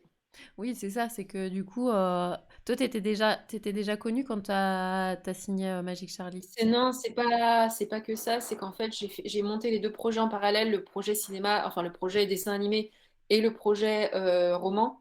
Et en fait, j'ai signé les deux en même temps. D'accord. Et Gallimard, ils ont été Et du OK pour coup, te bah, du laisser. coup, ils n'avaient pas le choix puisque le projet était déjà signé. Ah, OK, OK. Voilà. Donc, mais ils n'ont pas trop apprécié quand même parce que Gallimard, ils sont très. Alors, franchement, ils sont super sur plein de trucs. Mais alors, en négo des droits, en négo des contrats, c'est vraiment très pénible. C'est vraiment leur point faible. C'est la partie. Enfin, moi, je savais que c'était comme ça chez Gallimard, j'y serais jamais allée sans agent. Voilà. Mais après, ils sont super sur tout le reste. C'est une équipe géniale. Ils bossent hyper bien. Ils traitent très, très bien leurs auteurs. C'est juste la partie négociation du contrat qui est compliquée, on va dire. Est-ce qu'il y a vraiment une maison d'édition avec laquelle c'est simple? Il y en a avec qui c'est moins pénible que d'autres. Après, la partie négociation du contrat, c'est pas la partie la plus fun en général, hein. Ouais, C'est pour ouais. ça qu'il y a de plus en plus d'auteurs en France qui font appel à des agents. C'est pas un hasard. Mm. Parce que là, avec Pierre et JP, on a un projet. Donc, on a fait un programme de court-métrage pour enfants qui est sorti au cinéma en 2020. On travaille sur le deuxième programme. Et pour le premier, on avait rencontré plein de maisons d'édition pour les adaptations des livres en album jeunesse. Et tous nous ont dit c'est super, mais les droits cinéma en fait sont déjà, enfin nous appartenaient, donc en fait ça les intéressait plus. Et Ouais, c'était mais en fait, vraiment c'est complètement stupide. Moi, j'ai eu des cas où, en fait, de toute façon, les éditeurs n'en font rien. Ils sont pas capables d'en faire quoi que ce soit, mais ils veulent les droits par principe. Après, moi, je sais que, par exemple, sur Princesse Sarah, une fois, j'ai été approchée pour faire une adaptation cinéma. Et l'éditeur n'a même pas été foutu de répondre à la personne qui voulait lancer le projet, qui, au bout de 6 mois où il envoyait des mails dans le vide, où je relançais les personnes, etc., qui ne répondaient pas, on dit, bon, bah écoutez, désolé, mais moi, je préfère monter un projet avec des gens un peu motivés, quoi. Donc là, typiquement, on est dans le cas où un éditeur a bloqué les droits cinéma, n'en a rien fait, lui, de son côté, et a empêché que quelque chose se fasse. ah ça c'est choquant, choquant, Ouais, choquant. bah c'est Delcourt. Encore pire quoi, ok. Bah pardon, là je balance, hein, mais en fait, voilà, bah moi j'ai pas du tout apprécié la blague, hein, donc Bah ça coupe une carrière quand même. Enfin c'est un peu non, enfin je veux dire ma carrière va pas s'effondrer à cause non de ça, pas, mais mais la carrière du projet. Enfin, c'est-à-dire que oui, ça reporte à une autre occurrence divine qui ben, aligne les planètes sur un bon projet, une actualité, une énergie du moment qui se fait. C'est Pierre, il veut balancer. oui, non mais c'est pour ça qu'après j'ai lancé le Jardin des Fées et que voilà le 15e tome de Princesse Sarah ce sera le dernier quoi. Ok. 15e, c'est quand même balèze, hein. Ouais, C'est quand même pas mal. Ouais, je trouve qu'on a, félicitations. voilà, ça c'est quand même, voilà, on est quand même allé loin ensemble. Voilà, c'est une aventure qui se termine. Alors, Pierre demande, peut-on parler de la façon dont tu travailles tes projets autour? Tu constates, t'as un vrai travail de faire vivre tes œuvres, pas seulement Alors, qu'en en librairie ou... oui, oui, non, enfin, je vais expliquer. C'est un peu plus compliqué que ça. Enfin, c'est à la fois plus compliqué et plus simple. C'est-à-dire que normalement, faire vivre une œuvre, c'est le travail de l'éditeur. En général, ils le font pas ou mal, c'est-à-dire que souvent, bah, même si c'est déjà arrivé pour penser ça, qu'on me propose de développer des mini-romans, j'en voyais absolument pas l'intérêt, ils l'ont fait quand même. À l'arrivée, les mini-romans étaient pas très intéressants et ça s'est pas du tout vendu. Et moi, pour moi, ça a abîmé quelque part l'image de la série, quoi. Donc voilà. Donc moi, j'aime bien développer des projets de qualité autour. Après, tout ce qui est escape game, chasse au trésor et tout ça, il faut quand même voir que c'est des choses qui ne sont pas de grande ambition, de grande envergure. En fait, moi, j'aime bien aussi quand c'est à une échelle humaine parce que je peux garder la main sur tout. À chaque fois que j'ai travaillé sur des dessins animés, bah, même sur Magic Charlie, heureusement, j'ai pu arrêter le projet, mais franchement, ça partait complètement en vrille, quoi. Il me faisait changer des trucs complètement tarés. Enfin, voilà. Enfin, bon, vous qui avez déjà travaillé dans l'animation, vous savez très bien comment ça se passe. Il y a un producteur, en fait, qui sait pas du tout écrire, mais qui veut montrer qu'il n'est pas payé à rien faire, alors que si, il est payé à rien faire. Et donc, du coup, il fait chier les auteurs en leur disant, parce que lui, il a eu une idée une fois dans sa vie, et il veut absolument qu'elle ait son idée au forceps dans votre projet et il vous demande de mettre cette idée débile dans votre scénario et Elle est vous vous vénère, retrouvez avec elle est cette vénère idée. aussi. Non, mais je l'ai vu tellement de fois et pas que sur des projets à Parce moi, que Pierre, hein. il est producteur, alors... Ah ouais, non, mais pardon, mais bah, alors si c'est un bon producteur et je pense qu'il voit très bien ce que je veux dire parce Ouais, que je mais suis oui. sûre qu'il a déjà rencontré des gens comme Bah ça. oui, mais c'est Dans le que... milieu du dessin animé, il y en a plein, quoi. Et, Ah bah oui, et et c'est donc, surtout les chaînes télé aussi qui coupent ou qui essayent ouais, de alors des mettre fois, il y a des... les producteurs qui s'auto-censurent à cause des chaînes télé qui en vrai s'en foutent. Donc, enfin, c'est un carnage, enfin. Et donc, du coup, je sais plus pourquoi je racontais ça. Oui, voilà. Et donc, quand je développe une chasse au trésor ou un escape game, bah, l'avantage, c'est qu'en fait, c'est des petits projets sans grande envergure parce que, comment dire, en fait, tout le monde s'en fout, quoi. Donc, du coup, je peux faire ce que je veux et je peux travailler directement pour ma cible. Quand je fais des escape games ou des chasses au trésor ou des expos, etc., en fait, je sais très bien pour quel public je travaille. Je travaille pour les bibliothèques. Alors, les médiathèques, je leur dois beaucoup, je leur dois le succès de Princesse Sarah. Il faut voir que quand Princesse Sarah est sortie, l'éditeur n'y croyait pas, les libraires PBD, qui étaient avant tout des hommes à cette époque, n'y croyaient pas non plus. Donc en fait, le projet a été balancé à 3000 exemplaires, ce qui à cette époque était peanuts, dans les librairies. Et en fait, le projet aurait dû se planter. En 3 semaines, on a été en rupture de stock. Normalement, le bouquin n'aurait pas dû s'en remettre. Mais les médiathèques se sont vraiment jetées dessus. Et on a commencé à voir en dédicace défiler des files de gamines qui nous disaient qu'elles avaient découvert ça en médiathèque. Donc voilà, les médiathèques ont sauvé ma carrière et moi j'ai une vraie reconnaissance pour ces personnes qui travaillent dans ces lieux-là. Et donc à la base, quand j'ai créé la chasse au trésor, enfin, à la base, quand j'ai fait l'expo Princesse Sarah, c'est comme ça que ça a commencé. Bon, elle commençait à tourner un peu, mais Soleil l'a facturé assez cher. Et du coup, moi, ça m'embêtait. Surtout qu'en plus, voilà, ils n'avaient pas fait une très belle impression. Donc moi, j'avais un peu l'impression d'arnaquer les médiathèques. Comme j'étais quand même la directrice de collection sur cet ouvrage-là, j'ai profité de mon autorité d'éditrice pour donner les fichiers gratuitement aux médiathèques qui le voulaient parce que de toute façon, ça faisait de la pub à ma série, donc voilà, on n'avait rien à y perdre. Hein. Et donc, du coup, je me suis mise à envoyer les fichiers gratuitement à des médiathèques qui ont été de plus en plus nombreuses à me les réclamer. Et du coup, je me suis dit, il y a vraiment une demande d'animation en médiathèque. Donc, je me suis mise à donner cette expo de plus en plus souvent. Là, je la donne souvent gratuitement dans la newsletter. Je mets un lien et il suffit d'appuyer sur le lien pour télécharger. Et puis là, j'ai eu l'idée de faire une chasse au trésor pour le grimoire d'Elphie.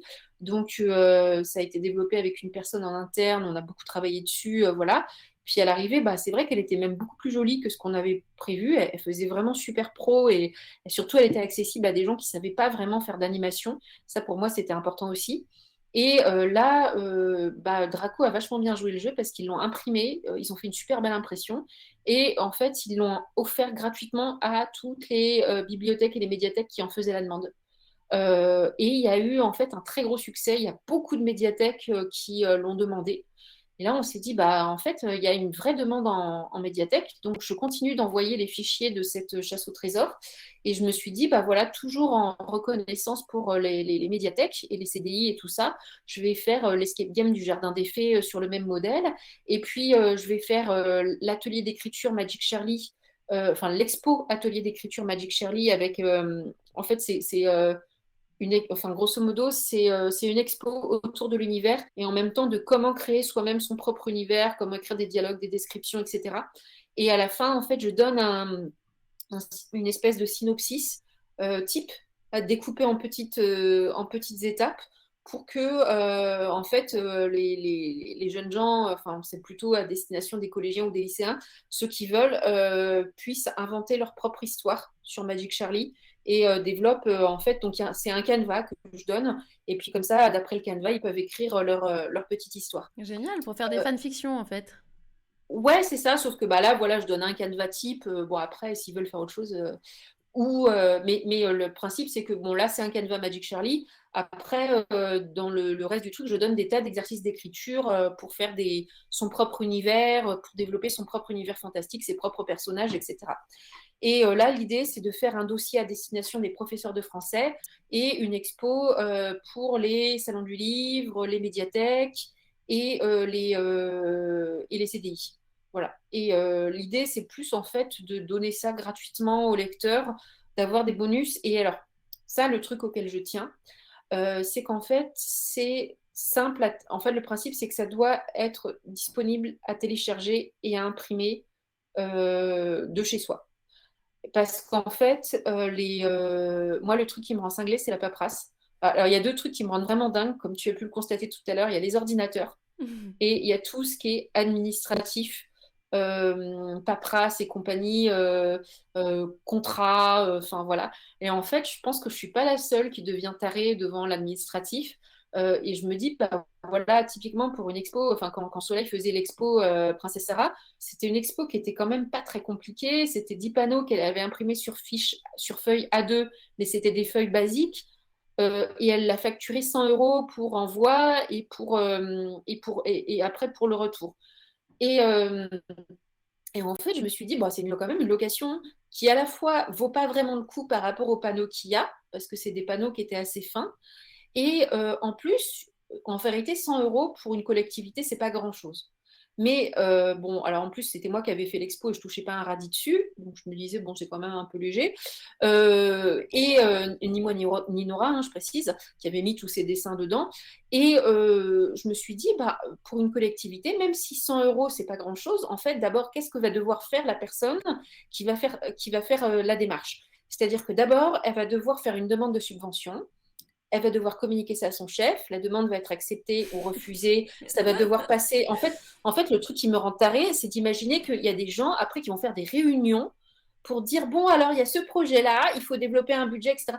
Donc, imaginez déjà, juste pour monter une expo qui va être imprimée sur des fiches A2, le temps perdu. On parle déjà, en fait, en termes de temps, on en est déjà, si on met bout à bout toutes les personnes qui ont dû intervenir sur ce projet, on en est, j'avais calculé que ça faisait 10 heures de temps de vie perdu juste pour avoir une expo à la con imprimée sur des feuilles A2. Les Voilà. réunions, les réunions. Et voilà, C'est le truc. sans même parler de l'affichage. Hmm. Voilà, juste pour imprimer le dossier, remplir le dossier, obtenir la demande de subvention, l'accord de subvention, après tous les discours avec les comptables, machin, etc. Après l'envoi à la personne de chez Soleil, que la personne de chez Soleil réponde, ensuite que la personne envoie les fichiers, etc., que la personne les reçoive, que la personne les renvoie. Enfin, mais je me disais, mais c'est dingue. En fait, moi, ce que je vais faire, c'est un truc, genre, je t'envoie les fichiers et après, tu te démerdes. Et en fait, si, genre, tu t'es débrouillé pour avoir une enveloppe générale d'impression avec un imprimeur ou juste que tu as ta petite imprimante A3 ou A2, enfin bon, souvent les collectivités, elles ont des imprimantes un peu plus grosses, et bien comme ça, tu fais ce que tu veux, tu fais ton bricolage maison, et peut-être qu'en fait, tu kifferas beaucoup plus de faire tes petits cadres à toi ou imprimer, comment dire, tes trucs sur 2 feuilles que tu scotcheras par le milieu, et peut-être que pour toi, ça sera beaucoup plus fun que de remplir ta paperasse au kilomètre, et voilà. Et en fait, j'ai eu pitié de tous ces gens qui se fardent des dossiers administratifs. Et je me suis dit, voilà, mon but quand je fais ces escape games, ces chasses au trésor, etc., c'est que les gens se fardent le moins d'administratif possible. Ouais, parce qu'on Voilà. est, on est quand même là pour s'amuser, quoi. Ben, exactement. Voilà. Et en fait, je pense que ça retire, la partie administrative est devenue tellement lourde, surtout en France, que ça retire tout le fun de ces trucs-là, alors que normalement, ça devrait être sympa de bosser dans une bibliothèque. Et en fait, à cause de ces trucs-là, je pense que les gens se font chier, en fait. Mm. Et voilà. Et je veux pas. Je veux pas. Et du coup, justement par rapport à... Parce que là, tu parles de ton rapport aux médiathèques. Est-ce que tu envisages aussi un contact... Enfin, comment tu envisages ton contact avec tes lecteurs et tes lectrices est-ce que tu fais beaucoup de salons? Est-ce que tu... Parce que quand... En fait, moi, ça me manque tes masterclass. Alors, en fait, justement, ça, c'est l'autre raison pour laquelle, parce que moi, je vois quelqu'un qui a dit, c'est la galère. Après, il faut bien que les relous, ils aient un métier à revenu. Oui, mais alors, justement, la raison pour laquelle j'ai développé toutes ces masterclass, pardon, pas les masterclass, enfin, si, les masterclass aussi, quelque part, les escape games, etc., c'est que, en fait, moi, je fais très peu d'interventions. Donc, la bonne nouvelle, c'est que je laisse toute la place et tout le budget aux autres personnes qui veulent pouvoir en vivre tranquillement. Comme moi, je me fatigue très vite en public et en déplacement, je ne peux pas en faire beaucoup. Parce que j'ai des troubles autistiques et quand je me mets à fréquenter trop de gens, ce qui en fait ma jauge de trop est vachement basse en fait. C'est genre, voilà, si je fréquente 5 personnes sur une journée, pour moi c'est beaucoup trop en fait. Après, le lendemain, il faut que je me repose. Donc je peux pas me déplacer beaucoup, je peux pas intervenir beaucoup. Donc du coup, j'en fais le moins possible. En fait, faire des factures aussi aux médiathèques, ça me prend la tête parce que c'est trop de paperasse. Et j'avoue que les dernières interventions que j'ai fait en médiathèque, je les ai faites gratuitement parce que ça me faisait trop chier de faire, de faire les factures derrière. Voilà. Alors, la bonne nouvelle, du coup, c'est que j'ai laissé tout le budget. Voilà, je leur ai dit, bah, comme ça, vous invitez d'autres auteurs et voilà. Et ça fait des animations en plus. Et c'est vrai que quand je fais les escape games, les chasses au trésor, les expos, en fait, ça me permet d'être présente sans avoir à me déplacer. Et comme ça, je touche quand même du monde sans, comment dire, sans avoir à m'épuiser complètement, nerveusement, physiquement. Enfin, voilà. Et c'est vrai que pour moi, par exemple, là, tu m'as proposé une intervention, comment dire, en direct sur ordinateur. Pour moi, c'est le mieux, en fait. C'est le moins fatigant. Je bouge pas de chez moi, j'aime bien. Enfin, en vrai, même s'il y a des gens qui nous parlent à côté, techniquement, là, je suis en contact surtout avec toi et un peu avec Claire, euh, voilà, qui est très discrète en plus. Donc, pour moi, c'est très confortable. Cool. Bah écoute, avec plaisir pour en refaire alors. Comme ça, tout le monde est content. Voilà. Avec des séances de Mario Kart. Est-ce que Claire, t'as encore des cartes à nous faire découvrir? Alors, attends. Il m'en Mais peut-être que reste. l'administration est un immense Bah escape non, je pense game. que j'ai fait Alors, le en tour. vrai, je suis sûre que oui. Et Je- oui, il y a forcément je- un schéma derrière pour tout ça, mais effectivement. Mais évidemment, la personne qui a vu le plus juste dans cette histoire, c'est la maison des fous d'Astérix dans Astérix et les 12 travaux. Ça, je crois que c'est même pas une création de Goscinny, il me semble. Le, C'est le laisser, scénario. le laisser passer à C'est 38, presque. il dit JP. Oui, c'est ça. C'est comment dire, vous savez, quand ils sont dans cette espèce de maison administrative, il faut remplir les paperasses. Et en fait, moi, dès qu'on commence à me demander de refaire une facture parce qu'il n'y a pas la bonne ligne, etc., enfin voilà, j'ai tout de suite cette image-là qui me saute, enfin, je veux dire, qui me saute au cerveau et je me dis, oh, ça va finir pareil, ça va être un cauchemar. Et c'est presque toujours, en effet, un cauchemar. Hmm. Est-ce que Alors, tu imagines désormais tes bonus en cours d'écriture? Je suis pas sûre de comprendre la question. tout ce que tu fais autour de donc tes expos, les escape games, est-ce que tu y penses déjà au moment où tu écris le roman ou, Ah, en cours. Ah oui, je pensais à donner des cours d'écriture. J'allais dire, j'ai fait une masterclass avec Cécile Duquesne. Euh, non, oui, un peu des fois. C'est-à-dire, en fait, vous connaissez le principe de la procrastination du cerveau, c'est-à-dire quand vous devez écrire et qu'en fait, votre cerveau, lui, a complètement envie de faire autre chose. Et donc, en fait, vous vous mettez à développer un projet en parallèle qui a rien à voir avec la choucroute. Et des fois, oui, comme tous les auteurs, je pense, qui ont du mal à se concentrer, euh, en fait, au lieu de travailler sur le bouquin sur lequel je devrais travailler, je suis en train de développer un truc à côté. Par exemple, là, mon nouveau roman s'appelle Vie et mort de Sainte-Emmerderesse et les miracles qui s'en suivirent. Et je me dis que, Ça a l'air et trop je me bien. dis, et je me dis qu'en fait, je vais monter une secte à côté, mais ça va être une secte artistique. Parce que le principe, c'est qu'on a tous envie de donner des sous à une sainte emmerderesse et de prier une sainte emmerderesse pour qu'elle emmerde la personne qui mérite d'être emmerdée. Mais qu'elle le fasse avec classe, recherche et élégance. Je me dis, je vais faire ça, mais ça va être le principe où je vais monter la première secte où le gourou ne va pas gagner d'argent. Et, et à la fin, on fera des dons à Sea Shepherd ou des trucs comme ça, quoi. Voilà. Ah, j'adore, j'adore. Bon, moi, je suis pas Terry Pratchett, mais qu'est-ce que tu me fais rire. Mais Euh, voilà. ouais, d'ailleurs, dans une de tes masterclass, t'as dit une fois un truc qui m'a marqué. Tu parles du coup de sainteté et tout ça, et tu disais que quand euh, enfin pas quand tu étais en panne d'inspiration, parce que je crois que ça t'arrive pas souvent, mais que en tout cas, quand tu veux raccrocher une idée à quelque chose de puissant, tu relisais la Bible, ou je sais plus, tu parlais de la Bible. Et du coup, Je parlais des mythes fondateurs. ouais. Je parlais pas de la Bible en particulier, mais c'était par rapport à une idée générale. En fait, oui, euh, quand je dois travailler quand je veux une idée symbolique forte, je retourne voir les mythes fondateurs. Donc, soit la Bible, soit la mythologie. Les mythologies d'ailleurs, parce qu'il y en a beaucoup. Souvent, on pense à la mythologie grecque, mais la mythologie nordique aussi est super intéressante. J'avoue que je connais beaucoup moins les mythologies asiatiques ou les mythologies africaines.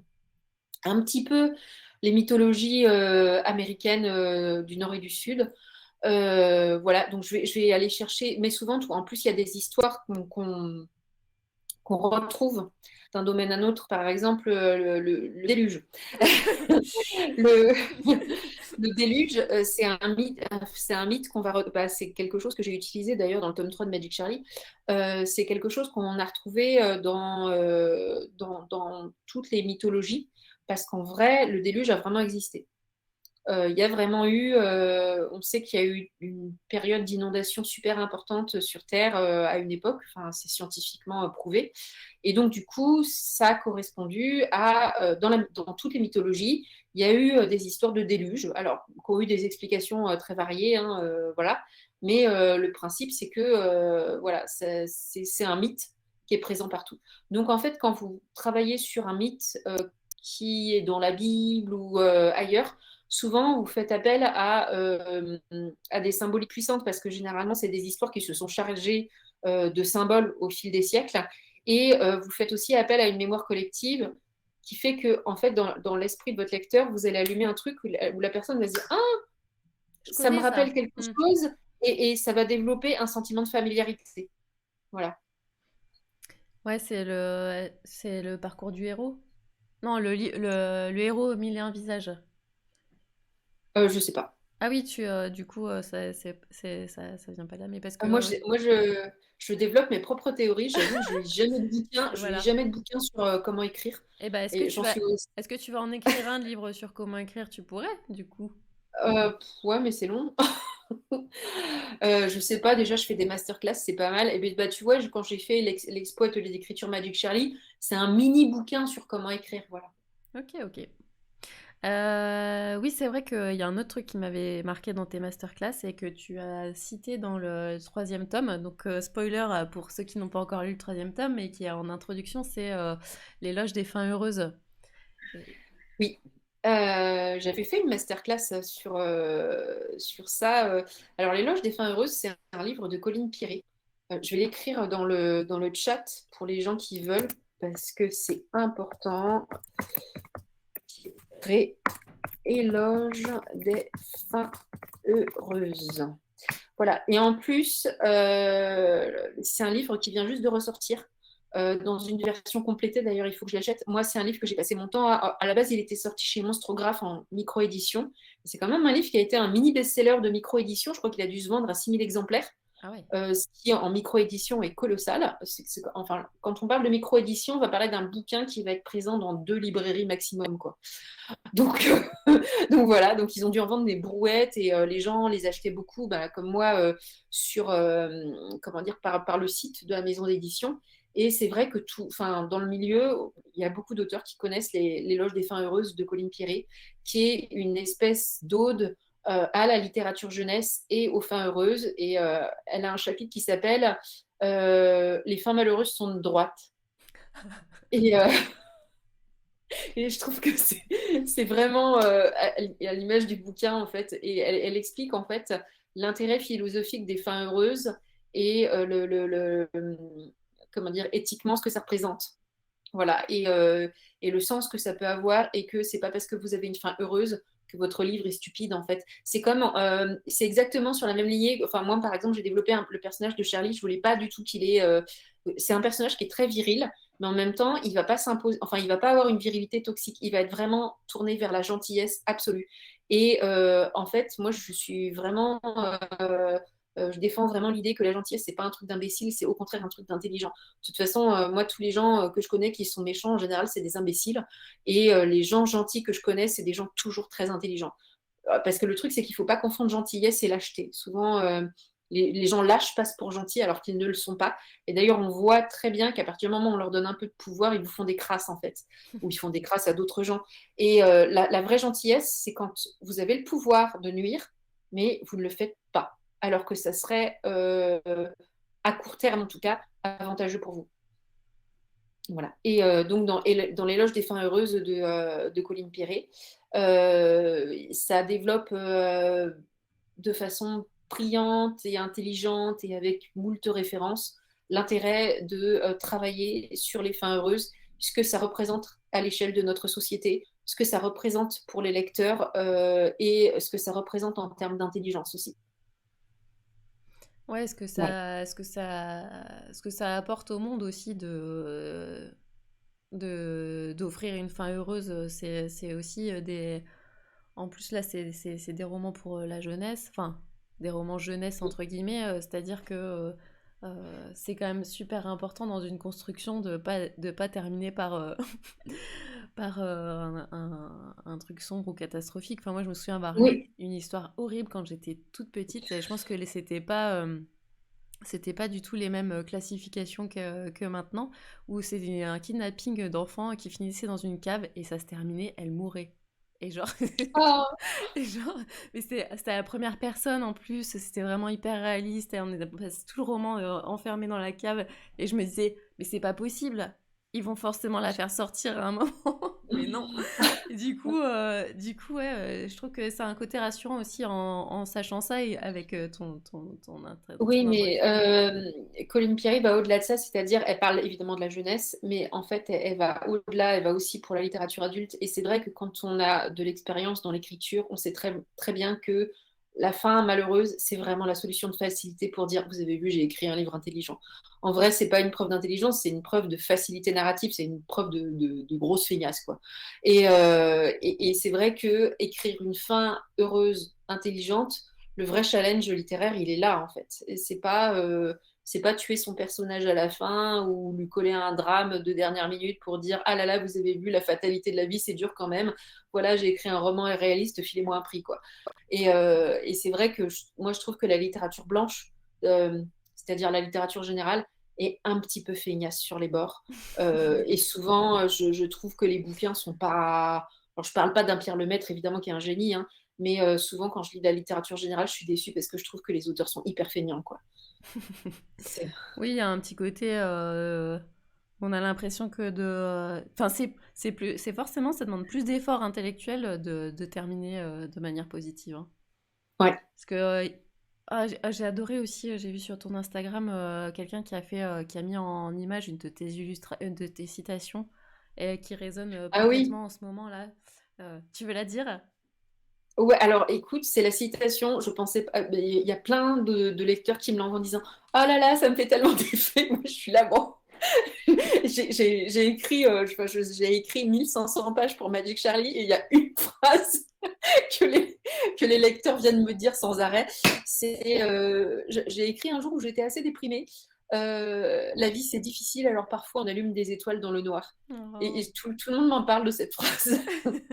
Bah, c'est vrai que elle sort un peu et puis c'est vrai qu'elle touche parce que en fait quand on entend le début de la phrase la vie c'est difficile, on l'entend souvent, hein. Ah la vie c'est dur, hein, la vie c'est dur. Du coup, si tu complètes avec une fin heureuse, quelquefois on allume des étoiles dans le nord, on a besoin de ça quoi. Ouais, alors en fait, c'est vrai que pour le coup, on parlait de facilité, c'est une phrase un peu facile en vrai. Mais j'ai écrite à un moment où j'avais envie, enfin où en effet tout était noir et où moi-même je faisais l'effort.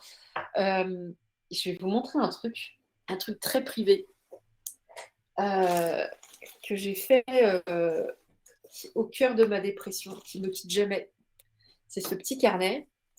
C'est mon carnet des désirs. Oh. Vous voyez? Je vous montrerai pas ce qu'il y a dedans parce que c'est très privé. Mais en fait, quand j'étais au cœur de la dépression, parce que moi je suis une grande dépressive depuis très très longtemps et après mon burn-out c'était pire que tout. Vraiment j'allais très très très très très mal et en particulier je n'avais plus de désir du tout. Je ne ressentais plus de plaisir et je ne ressentais plus de désir.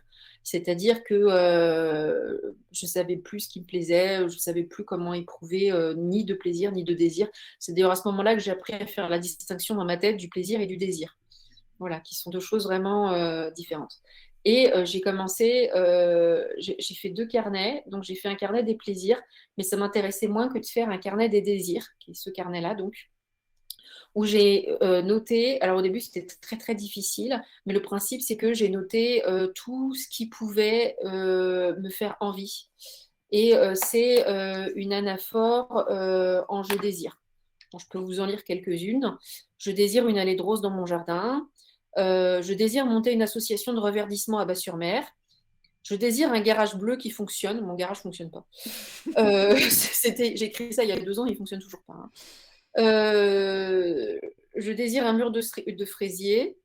Je désire un rosier George Sand. Je désire une rose qui porte mon nom. Oh. Ça va être des trucs. Oui, voilà. Je désire écrire un livre, comment attirer les fées dans son jardin.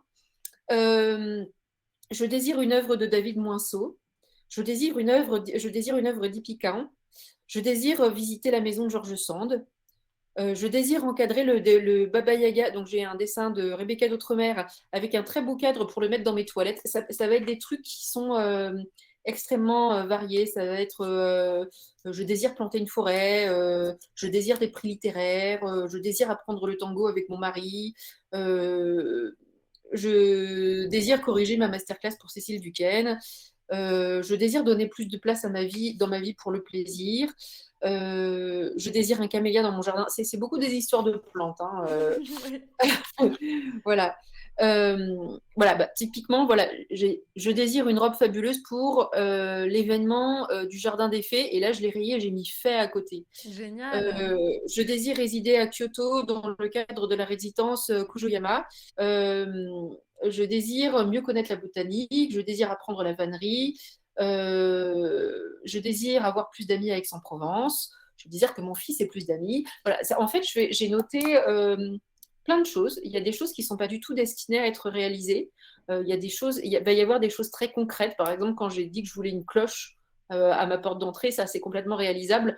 Quand par contre j'ai demandé des choses, alors je vous ai pas tout lu, hein, il y a des choses qui sont très très privées.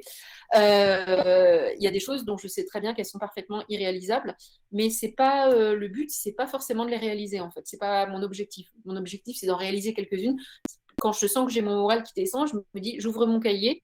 Et comme j'ai plein de petites choses qui sont très accessibles, je me dis, bah, je vais essayer de concrétiser, d'obtenir du plaisir en réalisant un désir. Et donc, je pars sur des désirs qui sont très simples, des petits désirs très basiques, et j'essaye voilà, de les réaliser. Mais il y a d'autres désirs qui sont juste des fantasmes, c'est-à-dire que l'objectif, c'est pas de les réaliser, c'est simplement qu'ils existent en tant que désirs.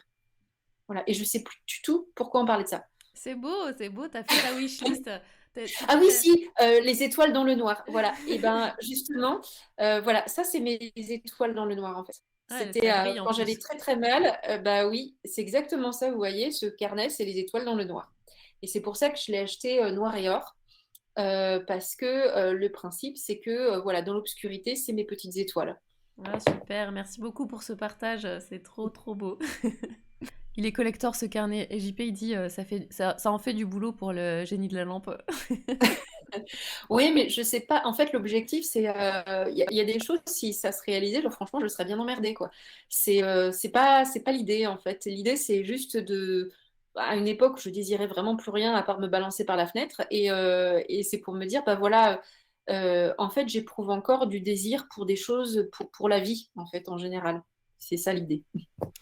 Mais c'est hyper courageux aussi bah déjà merci de partager ça parce que c'est pas tout le monde qui dit les vraies choses des artistes, enfin les vrais problèmes de santé mentale des artistes.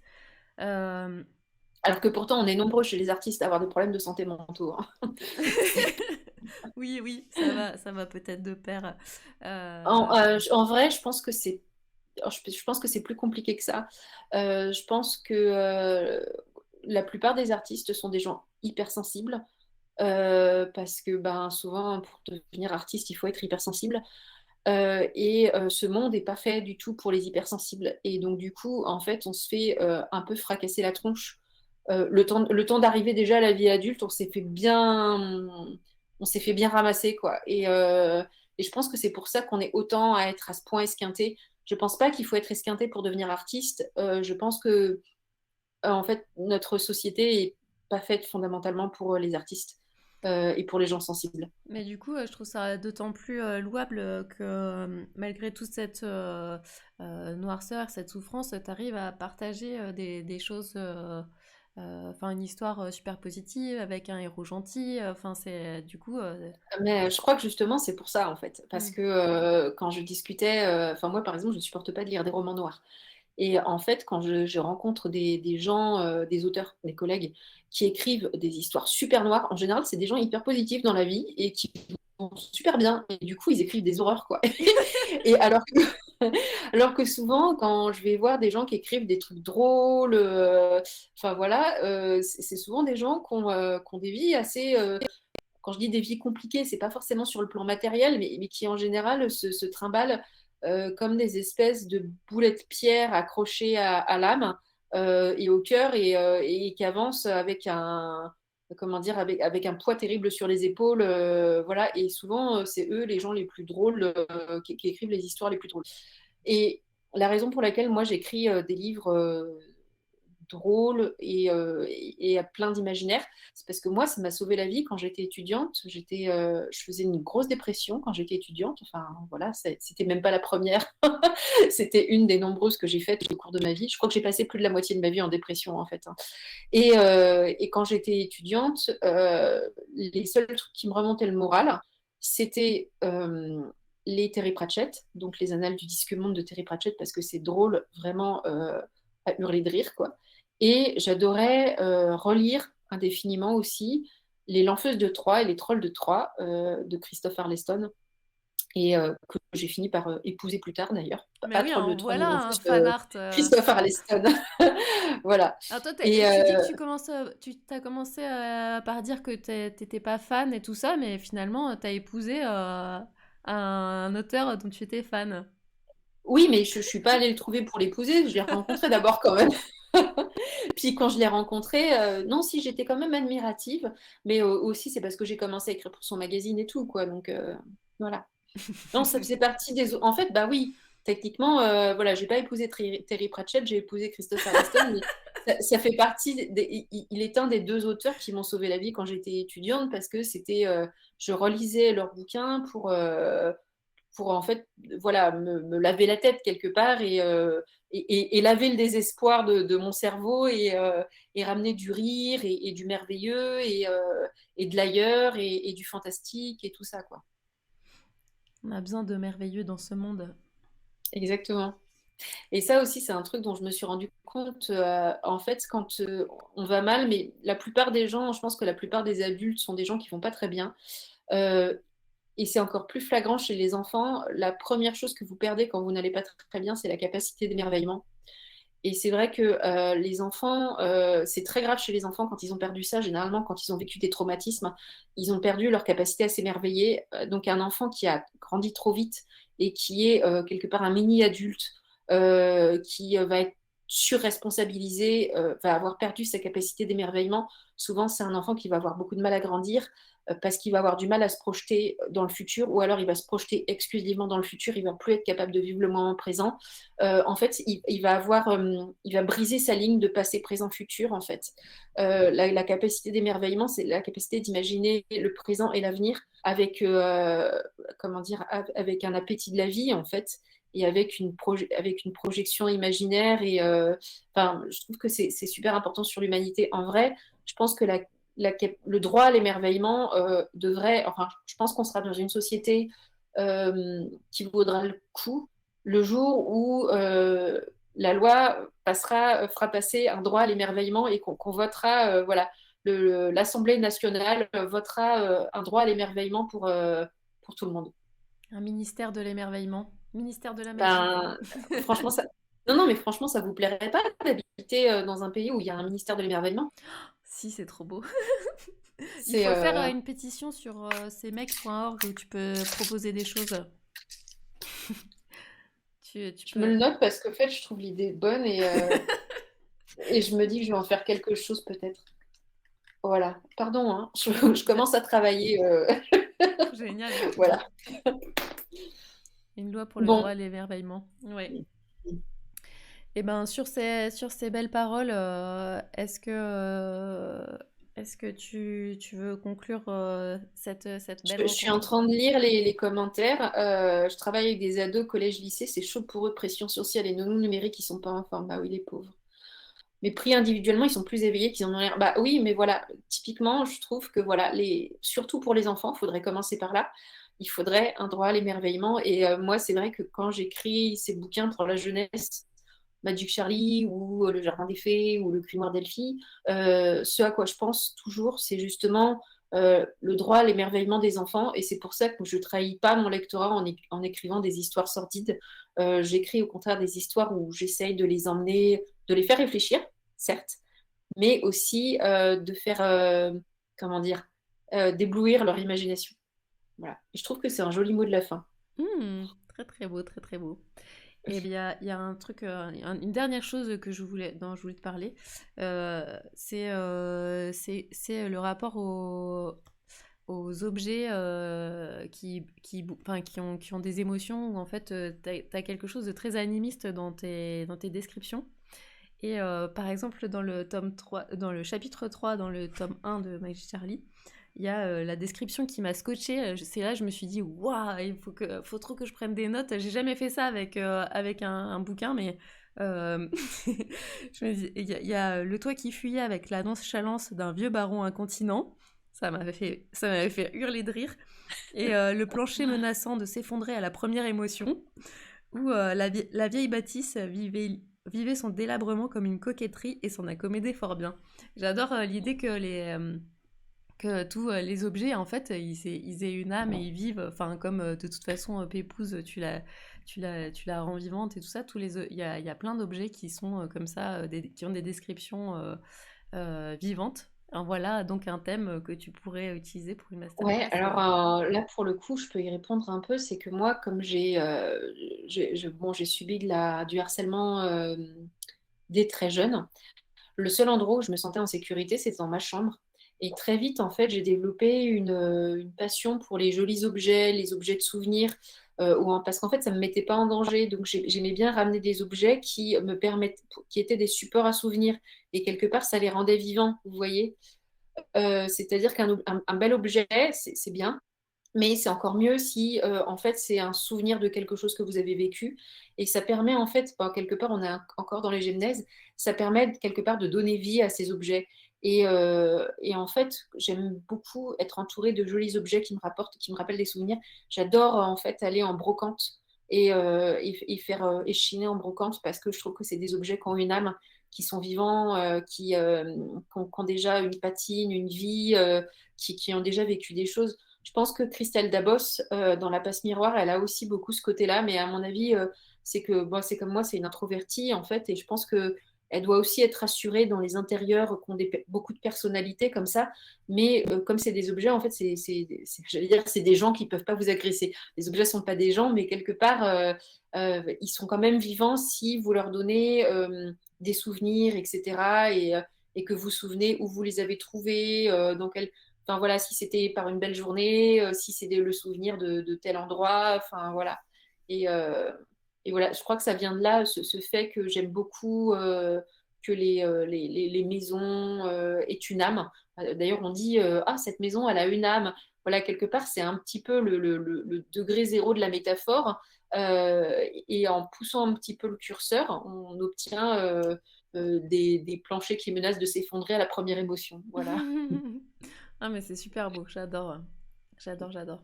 Et ben en tout cas, merci beaucoup Audrey pour tous ces secrets de création et d'écriture.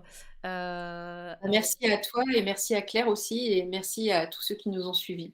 Oui, et avec plaisir si tu veux revenir. On va instaurer aussi d'autres émissions littéraires, dessins comme ça, parce qu'on avait fait avec Claire une émission, on avait dessiné sur Madame Bovary, mais on n'avait pas pu inviter l'auteur, il avait refusé malheureusement. Euh, Ah oui, alors avec une petite séance de spiritisme, comme ça se faisait beaucoup à l'époque, ça aurait été très simple, hein. on va, dans 15 jours, on va faire une émission avec Nancy Gilbert, je ne sais pas si tu connais, qui est dans la littérature jeunesse, mais pas imaginaire. Oui, j'ai vu son livre que tu as présenté quand je suis allée voir sur ta dernière émission Twitch. Et ben cool, du coup, voilà, on sera avec Nancy, du coup, qui habite la même région, d'ailleurs, moi, je suis dans la Drôme, en fait, hein. Ah. Ah, Et, moi là en ce moment, je suis en Bretagne. ah, trop bien. Et du coup, on fera une émission avec Nancy Gilbert autour de l'écriture aussi. Ce sera très très différent parce que là, pour le coup, on va parler euh, violence, pas conjugale, mais auprès des enfants. Et donc, ce sera un autre point de vue d'autrice avec pourtant des thématiques assez similaires, en tout cas. Mais peut-être on rigolera. Comme tu disais que c'était des actions inversées comme ça. Eh ben, j'essaierai de venir écouter, ça serait chouette. Avec grand Merci beaucoup plaisir. en tout cas, et je vais aller manger parce que Eh ben oui, il moi est tard. aussi. Puis en plus, on a fait que parler de plein de trucs qui se mangent, donc Ouais, ça voilà, ça donne donne faim. faim. Eh ben merci beaucoup, Audrey. À Merci bientôt. beaucoup, bonne soirée et bonne soirée tout le monde.